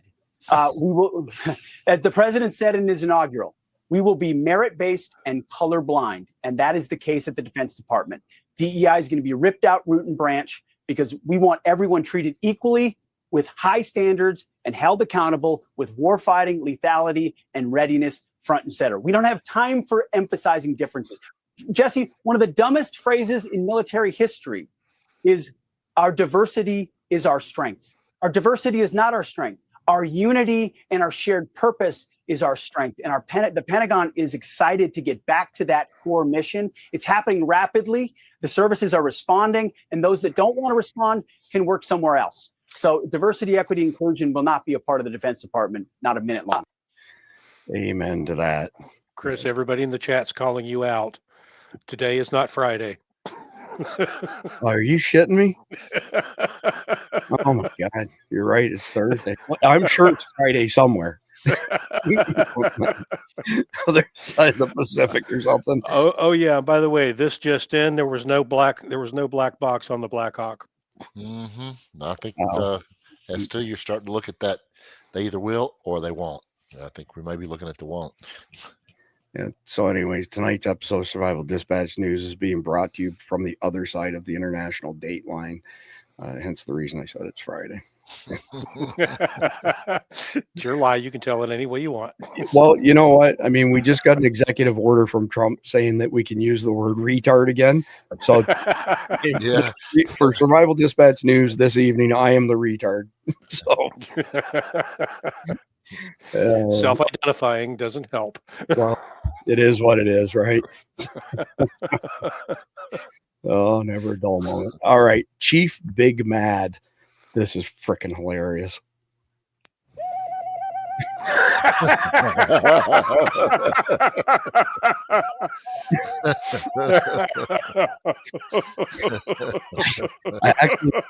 I think we might have another rendition of that coming up. Great. And here she is, Lyle Watha. He may bankrupt the vaccine manufacturers, then no one gets a vaccine. She took just under $1 million last year from Big Pharma. Profitable. In fact, he may have the opportunity to bankrupt the vaccine manufacturers, and then nobody gets vaccine. Or profitable. In fact, just another paid show, right? So I don't know if you guys caught this or not, but climate change has been arrested again in LA County. Climate change is a fairly large family of Hispanics. At least that's what's coming out of LA.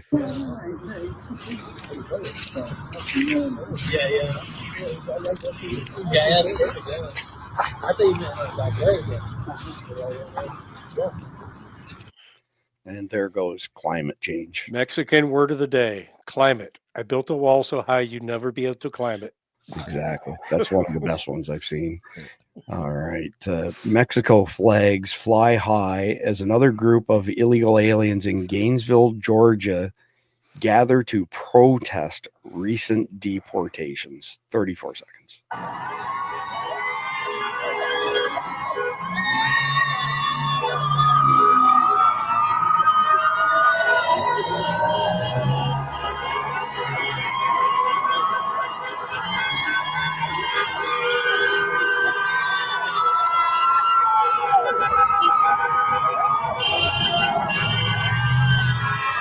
Thank you, guys. It's on both sides. Tell me that doesn't make you want to see the deportations accelerate even more. Well, dude, all they got to do is wait for them to show up at a protest and go in there and scoop them up. Yeah, exactly. I mean, who the hell these people think they are, for crying out loud? I had somebody put a snotty comment on one of my ex posts with regards to this. And I replied back, to the victor go the spoils. What part of that escaped your diminished mental capacity? And then they went off on an unhinged rant against me, but it is what it is. All right. San Francisco leaders vow to break the law by harboring illegal aliens. So here's some more candidates for the Tom Homan arrest list.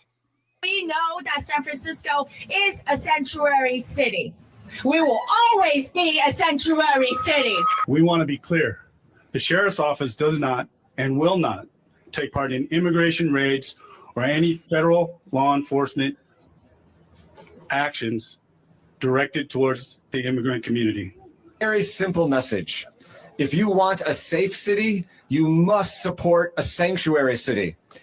Sanctuary city, the whole point, the whole purpose is to make sure that people feel safe testifying to crimes and reporting crimes. So a safe city is a sanctuary city. And I want to end by saying that immigrants built our nation, immigrants make our country better, and in San Francisco, we support and celebrate our immigrant community. Thank you. Here to stand with immigrants? Are we here to stand with our families? Are we here to stand with our workers? Donald Trump, this is what community looks like. I don't know if you guys want to add to that or not, but And this is what getting arrested looks like. This is what getting no this is what getting no more federal funding looks like. oh, I love it. I love it. From Scott Pressler, Democrats across the country are leaving the party after seeing how RFK was treated. I'm a lifelong straight party ticket Democrat, and after watching this hearing today, I can never vote for any of them ever again. I'm appalled and disgusted by what this party has become. And Scott replied, I'm sorry it had to come to this, but I'm thankful for the transparency. Are you registered to vote at your current address? All right, Matt Walsh. Countries that cannot function without U.S. foreign aid should simply not exist. You have no right to exist as a nation if your existence depends on forced donations from the citizens of another country. Take away all foreign aid permanently and let the chips fall where they may. Can I get an amen? Amen. Amen. Can I throw something in there? We don't live in the world of Bretton Woods anymore. I mean, the International Monetary Fund, whatever, all those things. When we lowered our tariffs to allow those nations that have been devastated or whatever the case might have been to be able to trade with the rest of the world. Well, guess what? That guy is on the money. He's on the money, and if they can't live now the way the world is, they need to find something else to do. Amen to that. All right, next one up from DC Drano. He's an attorney here in Florida in the Tampa area. 2025 is wild. Republicans are fighting for a Kennedy Democrat. Democrats are fighting to stop him. Republicans want clean food and safe vaccines. Democrats are fighting to stop them. What the hell happened to the parties? Yeah. Mouthful there. And this is glorious. New York just feels safer nowadays. I bet it does. That's Daniel Penny, by the way, for people who don't. Oh, no kidding. Yeah. It is him, isn't it? Oh. Yeah. You'll love this one, guys. Public service announcement. Stretching like this at the range is a hard no.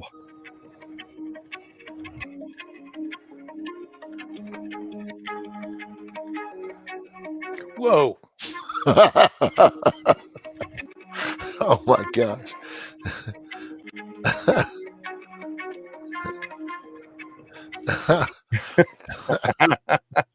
Well, your range day is over.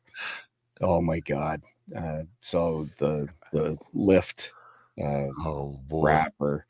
Oh, not again. I have several of these queued up as too. Don't worry, we get a group discount on therapy. No C. Closing my eyes.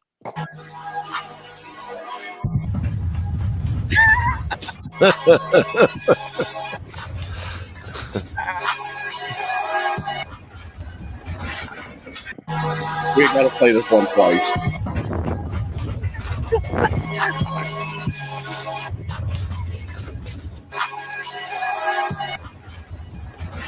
I don't care who you are. That's some funny shit right there. All right. I feel violated. Well, if you go through chapter 3 of any episode of Survival Dispatch News and don't feel violated, then we didn't do our job. Yeah, but Jeff, this is the second time I've had to watch that. That was especially bad, dude. I'm telling you, that was so bad. Well, I mean, you should join us more often because I mean, We cause nightmares every single night, 7 days a week in chapter 3 of I told my counselor, But about, nothing tops the Christmas tree. Nothing tops the Christmas tree. I don't know if we'll ever find one that tops the Christmas tree. So I don't know if you caught this, Jeff, but there was a lady arrested in December for stealing a Christmas tree, and she tried to smuggle it out of the store by sticking it in her vagina. You can't. I'm telling you, you can't make this shit up. It's funny as wow. I don't even know where to go with that one. And she was the size of the last one we just watched. Exactly. And when this happened, Jeff, S2 and I can't remember who else was with it, we couldn't stop laughing. I mean, it never ended. Well, I've been laughing. It was definitely one of the highlights of Survival Dispatch News. But this one is kind of in the same theme as the last video that we just watched.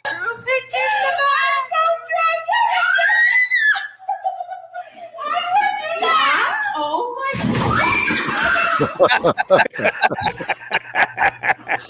Not kids with the girl's back.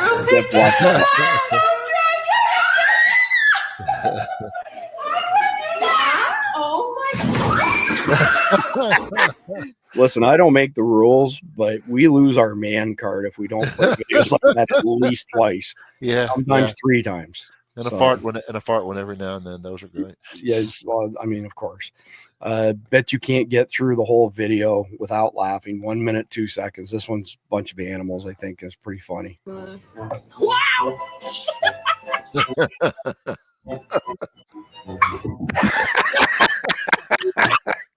We gotta play that again. Take.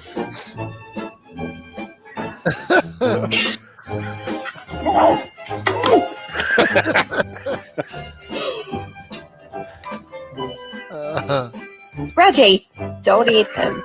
All right, buddy, wait until I say go, okay?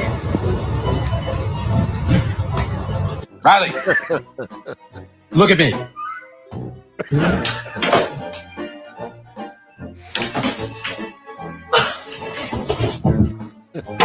Oh.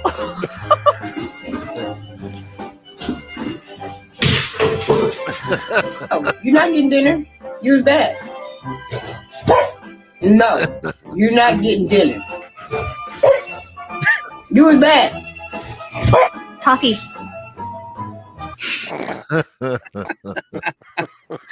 Oh, you gotta love dog. All right. This is actually, when I first saw this, I did a double take until I read it. Firefighters in reverse look straight up evil.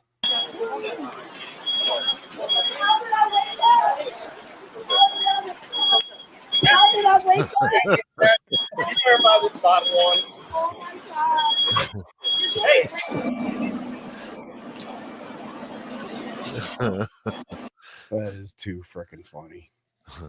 All right, next one up. This had to have hurt. This is Norwegian cliff jumper Ken Storns, and he sets the world record death dive at 40.5 meters, 132 feet on this jump.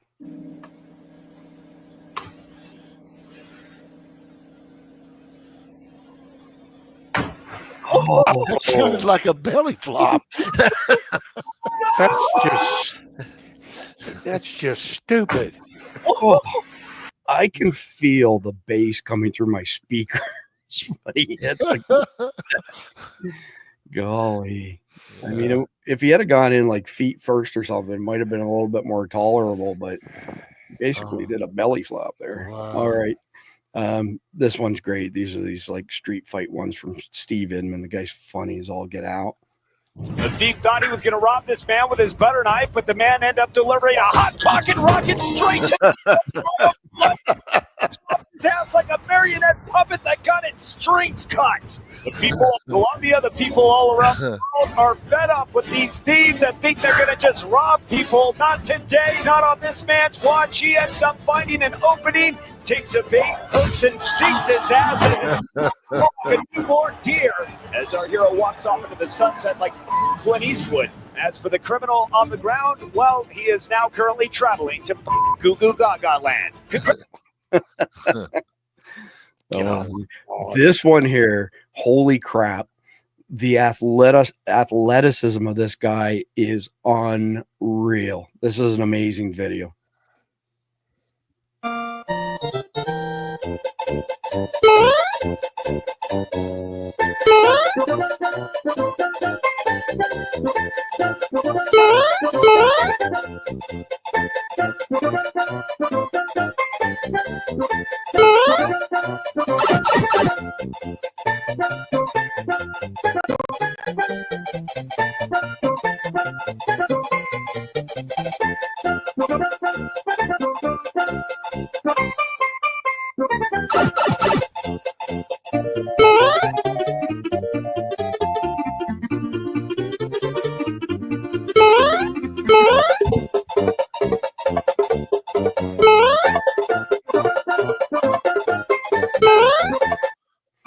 I don't care who you are. That is impressive. 15 minutes of parkour in the yard. Now get back in your hole. All right. All right. Biden's press secretary literally started her first briefing by bragging about how many identity boxes she checks off. I am obviously acutely aware that my presence at this podium represents a few firsts. I am a Black, gay, immigrant woman, the first of all three of those to hold this position. She's Good. also, You can be deported too. yeah, she's also reportedly the first toilet brush to ever serve in this role. It's the first one I've ever seen talking. Yeah. You provoked the wrong guy. 18 seconds. You blowing it, bro? You gonna blow me, bro? You know what you did to me? You gonna blow at it, bro? Shoot. Where the cops at? You gonna blow it, bro? Ah, shit. Oops. Fuck around, find out. FAFO, baby. Indeed, indeed. So for those of us, all three of us for that matter, who've spent many years in the gym training, I would vote for RFK Jr. just based on this alone. All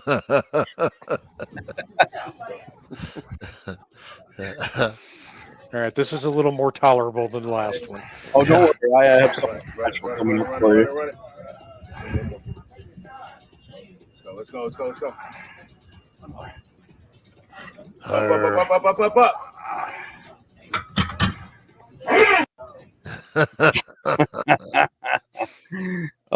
And just for you, S2.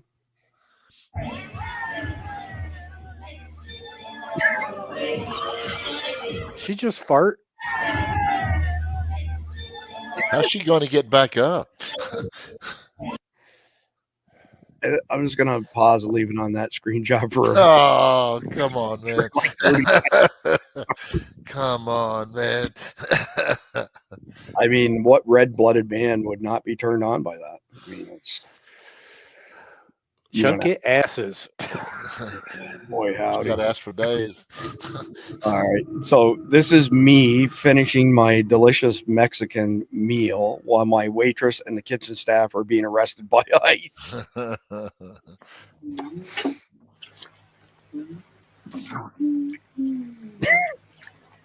You get the idea. All right, tough guy gets what he was looking for. We're gonna get your license plate, bro. Make a move. Make a swing. Bro, you literally walked up to him. You can swing on me. I'll whatever you guys want out. You wanna do swing on me. I'll let you get the first hit. I'll let you get the first hit. I'll let you get the first hit. Don't put that hand. Punk ass fucking bitches. Do something. Take a swing. He ain't gonna do anything. Take a swing. Hey. Oops. Hit me again. How dare you? All right. And this is why we don't have any mermaids anymore.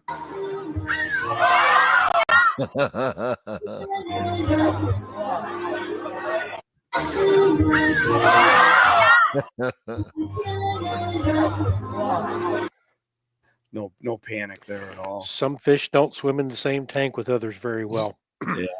And I knew I had another one of these coming up. Elizabeth Warren went on the warpath against RFK Jr.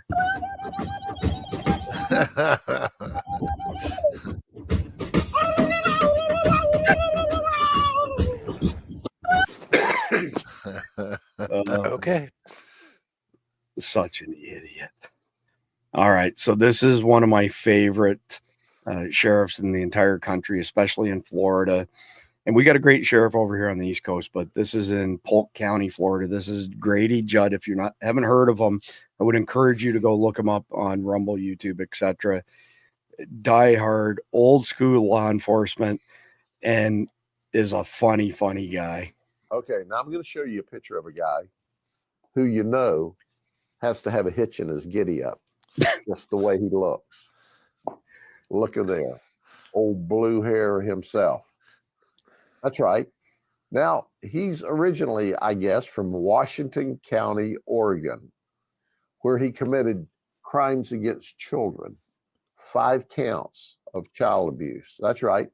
So he moves to Lakeland, Florida, Jamestown Avenue in Lakeland. Well, we don't like child abusers from any place, no matter what color your hair is. But it makes you easier to identify if you'll color code yourself. Blue hair on a goober smoocher like this. Our team took him in custody, and Washington County, Oregon said, "Oh yeah, we want him. We're going to come get him. He's out of the county." Good guys win again. He is so freaking funny. Did y'all see the time that some legacy media reporter said, what do you think of the homeowner shooting the intruder 6 times? Don't you think that's a little excessive? And his response was, no, not at all. He should have shot him more. if you kill him, it's less paperwork for us to deal with, and you get the piece of shit off the street. He does all these high-level stings, by the way. I mean, it's not unusual for him to arrest 100+ people who've come to Florida from out of state for child sex purposes. And a lot of them are elected officials and just like people high in corporations. And Disney employees. Yeah, Disney employees. It's amazing what he does, though. Absolutely amazing. All right. So the senators pause RFK hearing to announce this next round of questions is brought to you by Pfizer. So true.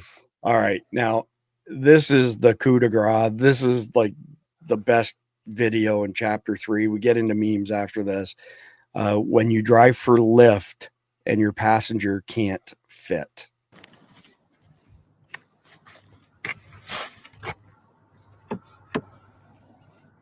All right, I called for a Lyft ride. Who you looking for? I called the Lyft ride. This is my Lyft ride. Oh, no, baby, you too big to get in here. Too big? You too big to get in here. Man, I can fit in this motherfucking car. No, you can't. You either gonna let me in or I'm finna sue you. So you gonna get a lawyer before a trainer? All you gotta do is lose weight. I'm finna get your license plate. I'm finna put you out on social media, and I'm finna sue you. And that's all. You need to sue Ronald McDonald. No. Yeah, you gotta wait for another ride. Maybe the bus or something. You tell me I can't fit in this car? You need to get fit in order to fit. Why you ain't call an Uber XL? Why you call a regular Uber? I can fit in here. You can't fit in here. I can fit in here, nigga. My leather gonna start peeling because you can't fit in here, man. I don't know what to tell you. My wheels, they 10s. They not no 24s, and I can't hold you up. I can fit in here. You can't fit in here. I can fit in here. I'm finna show y'all ass. My suspension gonna be my muffler. Why would you come pick up a big girl? Knowing I was big, and now you putting up telling me I can't get in your shit? Because this is lift, not forklift. I can't pick you up. You fucked up, broke, have no money. That's how you doing, lift. I ain't got no money. Bitch, you call me for a ride. Well, it's my tires. You leaning all on my car. I'm here trying to put it on the right. The fuck? That is by far, that was parody. That was great. It was by far the best satirical video on the whole the rapper and the lift stuff and everything. So all right, a handful of memes to wrap up before we get to the grok question of the night, conflict question of the night. Get the jab or lose your job, Jack. Okay, we're going to make food healthier. No, says the NPC. And this one speaks pretty clearly to the Mockingbird media.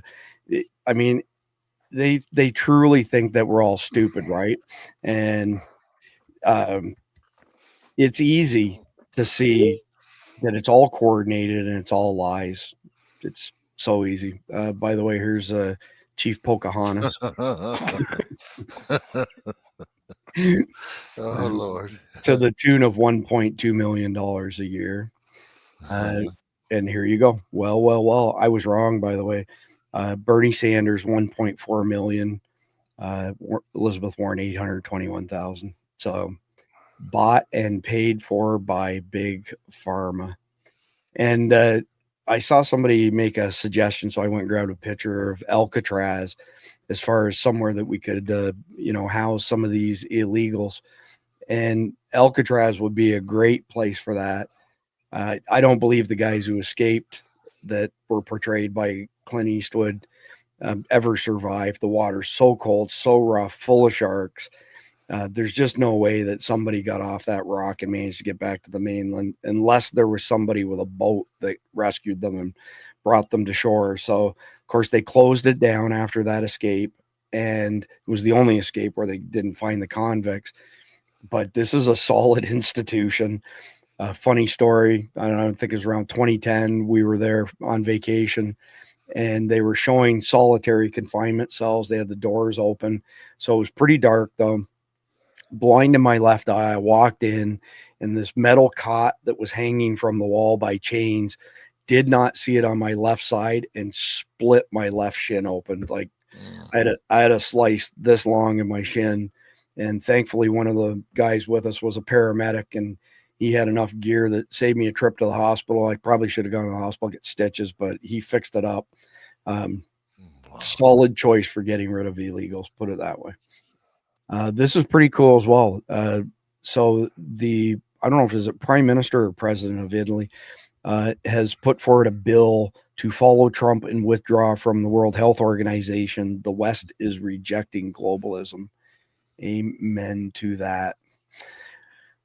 We played that one already, where we showed that one already. Pardon me. The National Girl Scouts organization collected $192 million in gross receipts and gave only $8 million of that to local chapters. Meanwhile, they spent $18.4 million in IT services. This is all publicly available information on their 2023 IRS 990 tax filing. I think the sheer volume of laundering money, I was thinking of the right way to put it, that finds its way back to government officials. Here's the easiest example of them all is Barack Obama gave $300 million to Penguin Publishing in the months leading up to the end of his second tenure.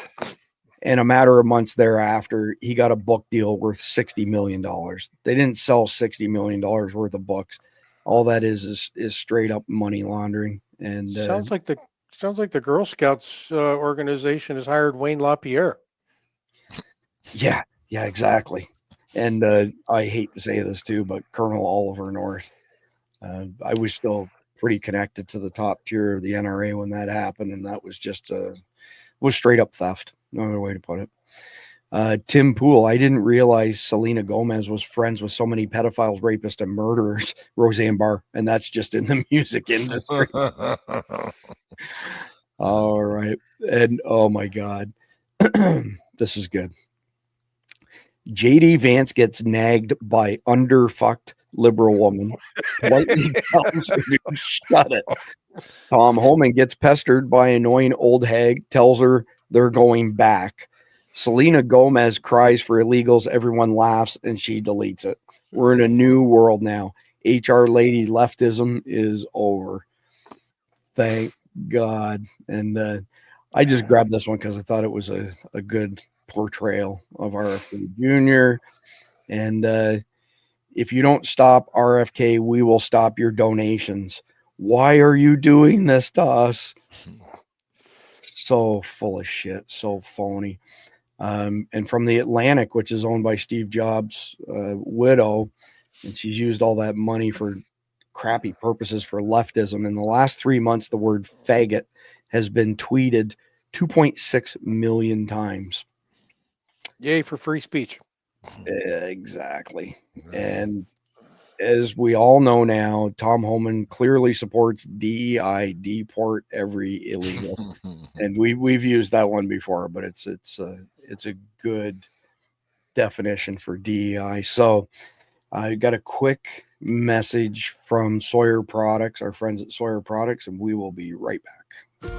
The Sawyer Mini is the most versatile personal filtration system available. It's a perfect solution for backpacking, hiking, hunting, fishing, scouting, international travel, and emergency preparedness. At a mere 2 ounces, the Mini fits in the palm of your hand and can filter up to 100,000 gallons of water from any freshwater lake, river, or stream. The Sawyer Mini has a 0.1 micron absolute pore size. It was tested to 10 million parts of bacteria and 1 million parts of protozoa without a single breakthrough. This is the highest level filters can be tested to, so we're confident these are the highest rates of filtration available.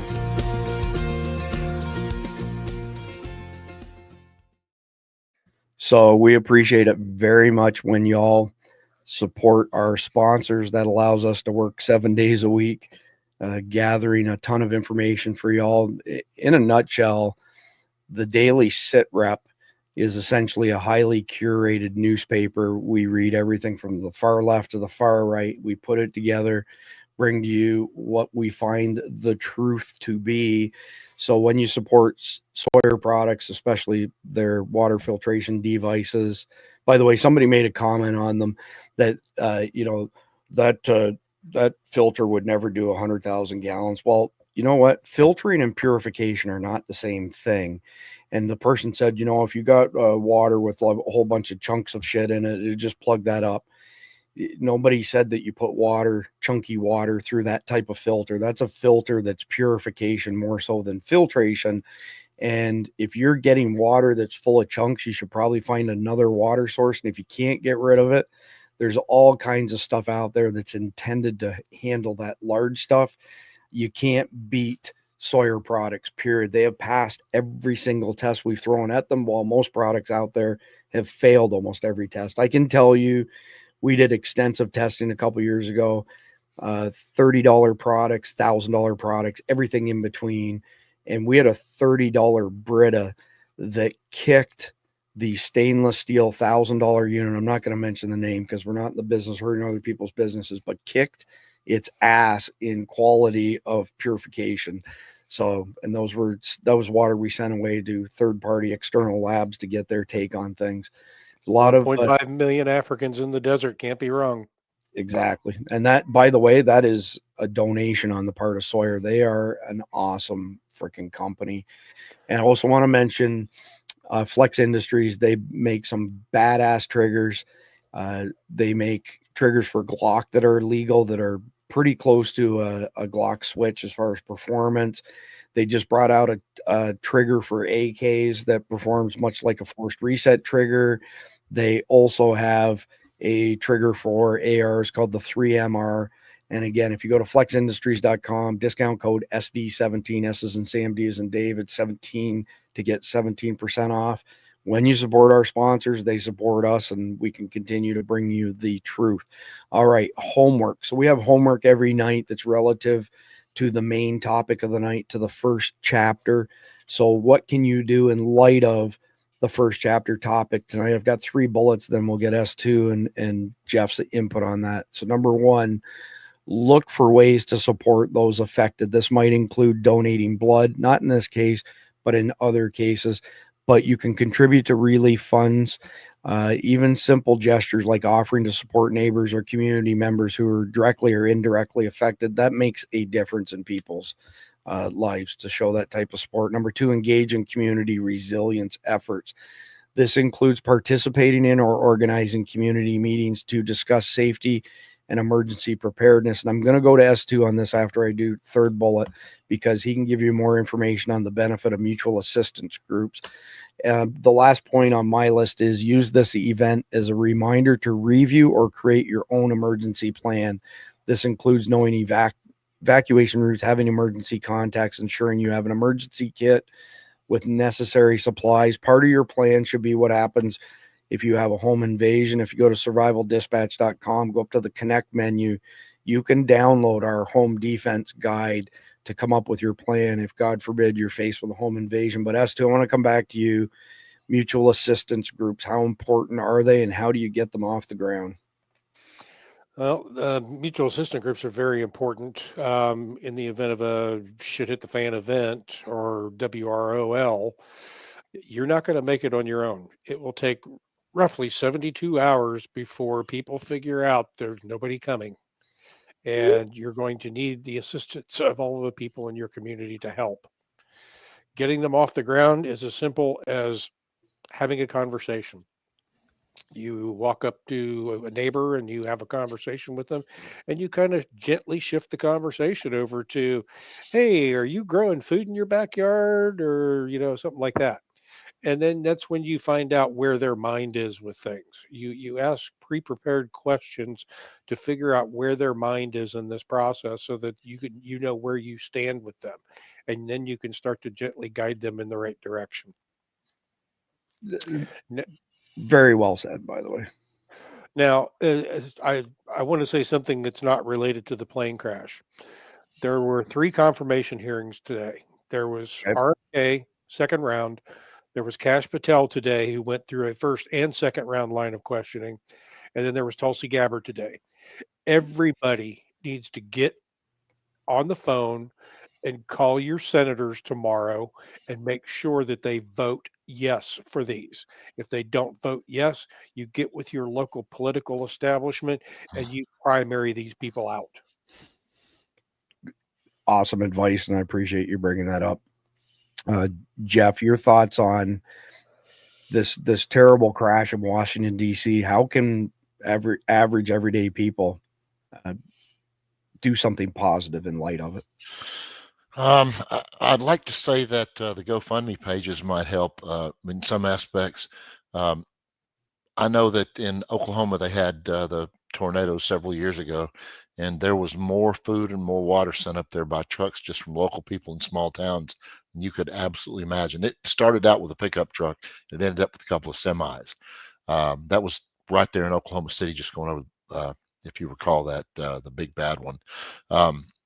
We have groups here where we talk to. We don't do this all the time. We have groups we talk to occasionally where we talk to them about being aware, being alert, setting up networks where we contact one another and give them ideas like, man, you need to have a go bag. You need to have a go bag. These are the things that you need to be a minimalist in some sense, but you need to have it ready to go. You need to have a plan of action on where you're going to go, and if you get separated, what would your rally points be? My daughter is 16 now. My wife and I, we're pretty much an inseparable family right now, and I can't imagine getting separated from them. But in the event that something like that went down here, like a plane crashed into a neighborhood, you have to be on it. You have to be in contact with your people. You have to let them know that gather other people together to again, force multiplier, get your people together. So it's not just 1 or 2 people. It's 100 or 150 or 200 people, and people are pretty sympathetic toward those things. But be a part of a solution, not a problem. Don't create more of a problem. Yeah, that's well said. So here's a verified GoFundMe page where you can donate to the families who lost people in the DC plane crash. I was looking for a Give, Send, Go. To be honest with you, Give, Send, Go is a better organization than GoFundMe is. GoFundMe have seized funds because they didn't agree with the politics of something. And I'm not talking anything illegal. I'm talking, conservative stuff. Myself, if I have a choice between Give, Send, Go and GoFundMe, it's going to be Give, Send, Go every time. So yeah, I would imagine with a little bit more searching, it'd be easy enough to find a Give, Send, Go that's been verified and not just this GoFundMe. All right. So quick reminder, patreon.com/survival dispatch. Sign up for a free account. You get about 50% of our daily situation reports, which is also the brief for each episode each night. If you get a paid membership, $9.99 a month, you get all of the situation reports. You get a bunch of other stuff, but probably the next biggest value would be that you get an invite to our private chat on Signal, encrypted chat. The volume of information that goes through that is unbelievable. It was unintended. Well over 1,000 messages a day. So there's intel being shared. S2 buries people in there with intel that they're not getting anywhere else. Mike Sterling as well. And there's some other benefits to having a paid membership, but those are the big ones. S2, have you got our conflicted / grok question of the day? Yes, I do. What is one item or skill you believe is most overlooked by the prepping community, and why should it be prioritized? And I know what each and one of you are going to say, so have at it. I'm going to say first aid. First aid's just not, it's not glamorous like shooting guns is and other things. And I think a lot of people skimp on their first aid kits or their med kits for starters. And then the next part to it is they don't go out and get the training on how to actually use the stuff in their first aid kit. And let me give you a great example. My mother was here visiting for Christmas. She's 80 years old, and she was walking with my cousin beachside on the sidewalk, and somebody in Ormond Beach had decided to take out a portion of the sidewalk. And so the sidewalk was 6 feet wide, and all of a sudden it shrunk down to 3 feet. And the other 3-foot section was a drop off. For whatever reason, the lights were out. I think they hadn't had them repaired since the previous hurricane. My mother walked off of it, twisted her ankle, fell face first into the cement on her right-hand side. So we get a call from my cousin. I run in here. I grab one of my med kits. We get there. There'd already been some good Samaritans there helping her. And I was looking for some specific stuff, including, the packs that are for freezing. And I grabbed the wrong med kit. And so here I am going through this med kit, trying to find the stuff that I'm looking for. And I can't frickin' find it. And thankfully the paramedic showed up really quickly. But let me give you a quick example. So I've shown this before. We have no affiliate relationship, but we don't make any money off of these guys. So this kit is made by a company in Oregon called Jump Medic. Okay. And the guy is, if I had to guess, he's early 30s, really nice guy. Him and his family, by the way, are moving to Tennessee. They can't take the woke bullshit in Oregon anymore, but he's an active duty paramedic. And one of the things that he did, and I know that there are bags that are somewhat similar to this, but he does have a patented design on his bag. So the bag I took when my mother fell, again, I couldn't find what I was looking for. And I hate bags like that, where I just turn them upside down. I dump everything out to find what I'm looking for, especially if time is of the essence. So this bag, the way that he built it, there's a zipper on each side that you unzip like that. This is Velcro at the top. And I'll move back a little bit. Maybe this camera might do a better job. So I know my mic is over there, a little bit hard to hear me, but what the advantage of this kit is everything unfolds. This opens up completely, by the way, get it in front of the camera. So you can lay this out and find everything is at your fingertips.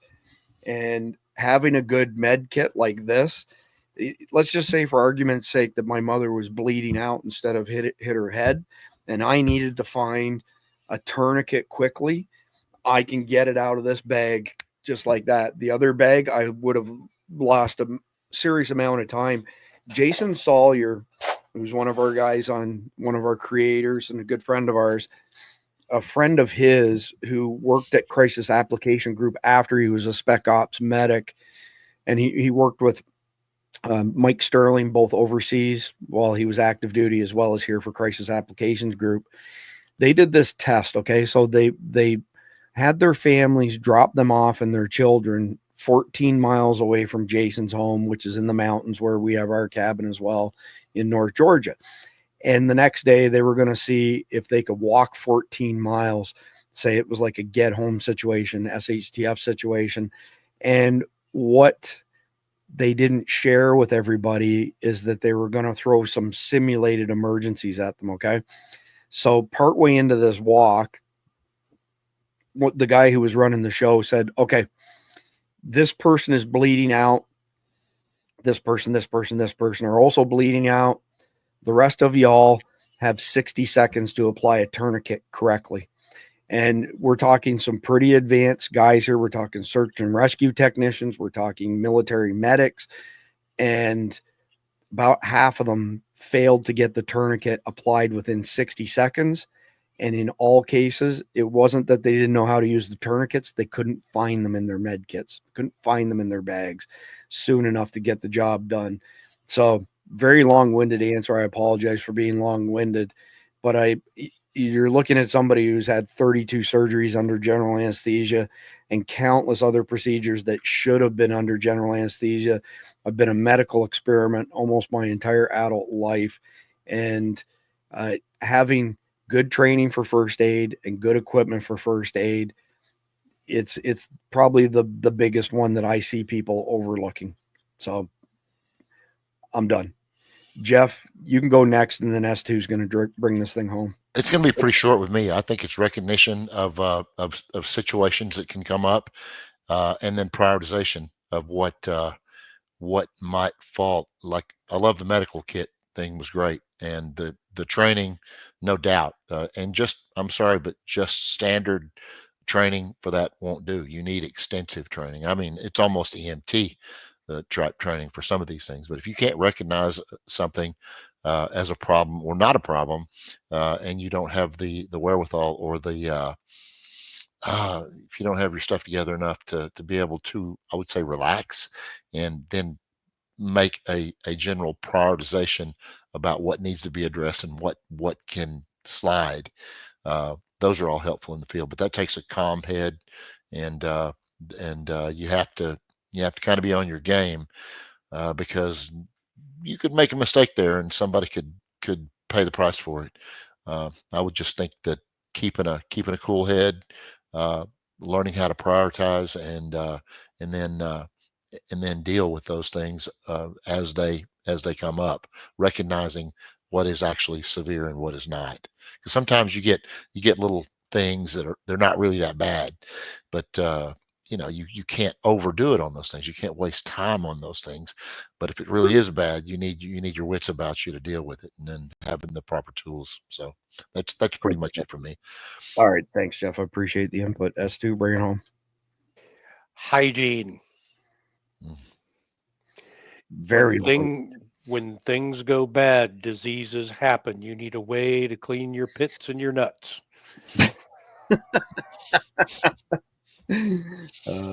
Fair enough, and I'm not surprised that would come from a Marine. What do you think the most requested item is by troops that have been deployed to a theater of war? S2. Soap. Number 2. New socks, clean socks. Yeah. People don't realize that and foot powder. Yeah. People don't realize how critical. If your feet go, you're done. And so especially if you're in a wet environment and your boots or shoes get wet and your socks get wet, it's very easy to be taken out of the equation. And actually, ironically enough, the guys who did that 14-mile hike home with their kids, one of them ended up getting blisters partway through. Now, these are hardcore guys, and he sucked it up and made it the rest of the way. But if it had been 24 miles instead of 14 miles, he wouldn't have made it. And if he did make it, he would have been in a lot of pain, probably with a large open wound and the potential for an infection. Yep. So, all right, that's it. We will be back tomorrow night, which in my world will be Saturday night. Okay. Just tomorrow night's Friday night. I know, I get it. I'm the dummy of the night. We'll be back at the usual time, 7 p.m. tomorrow night. We appreciate all y'all joining us. Oh, by the way, the JD Vance Trump video, I just confirmed it again. It is queued up, ready to go. It's 2.5 minutes. It's pretty funny. Until then, please like, share, comment, subscribe, and God bless America. Hoorah.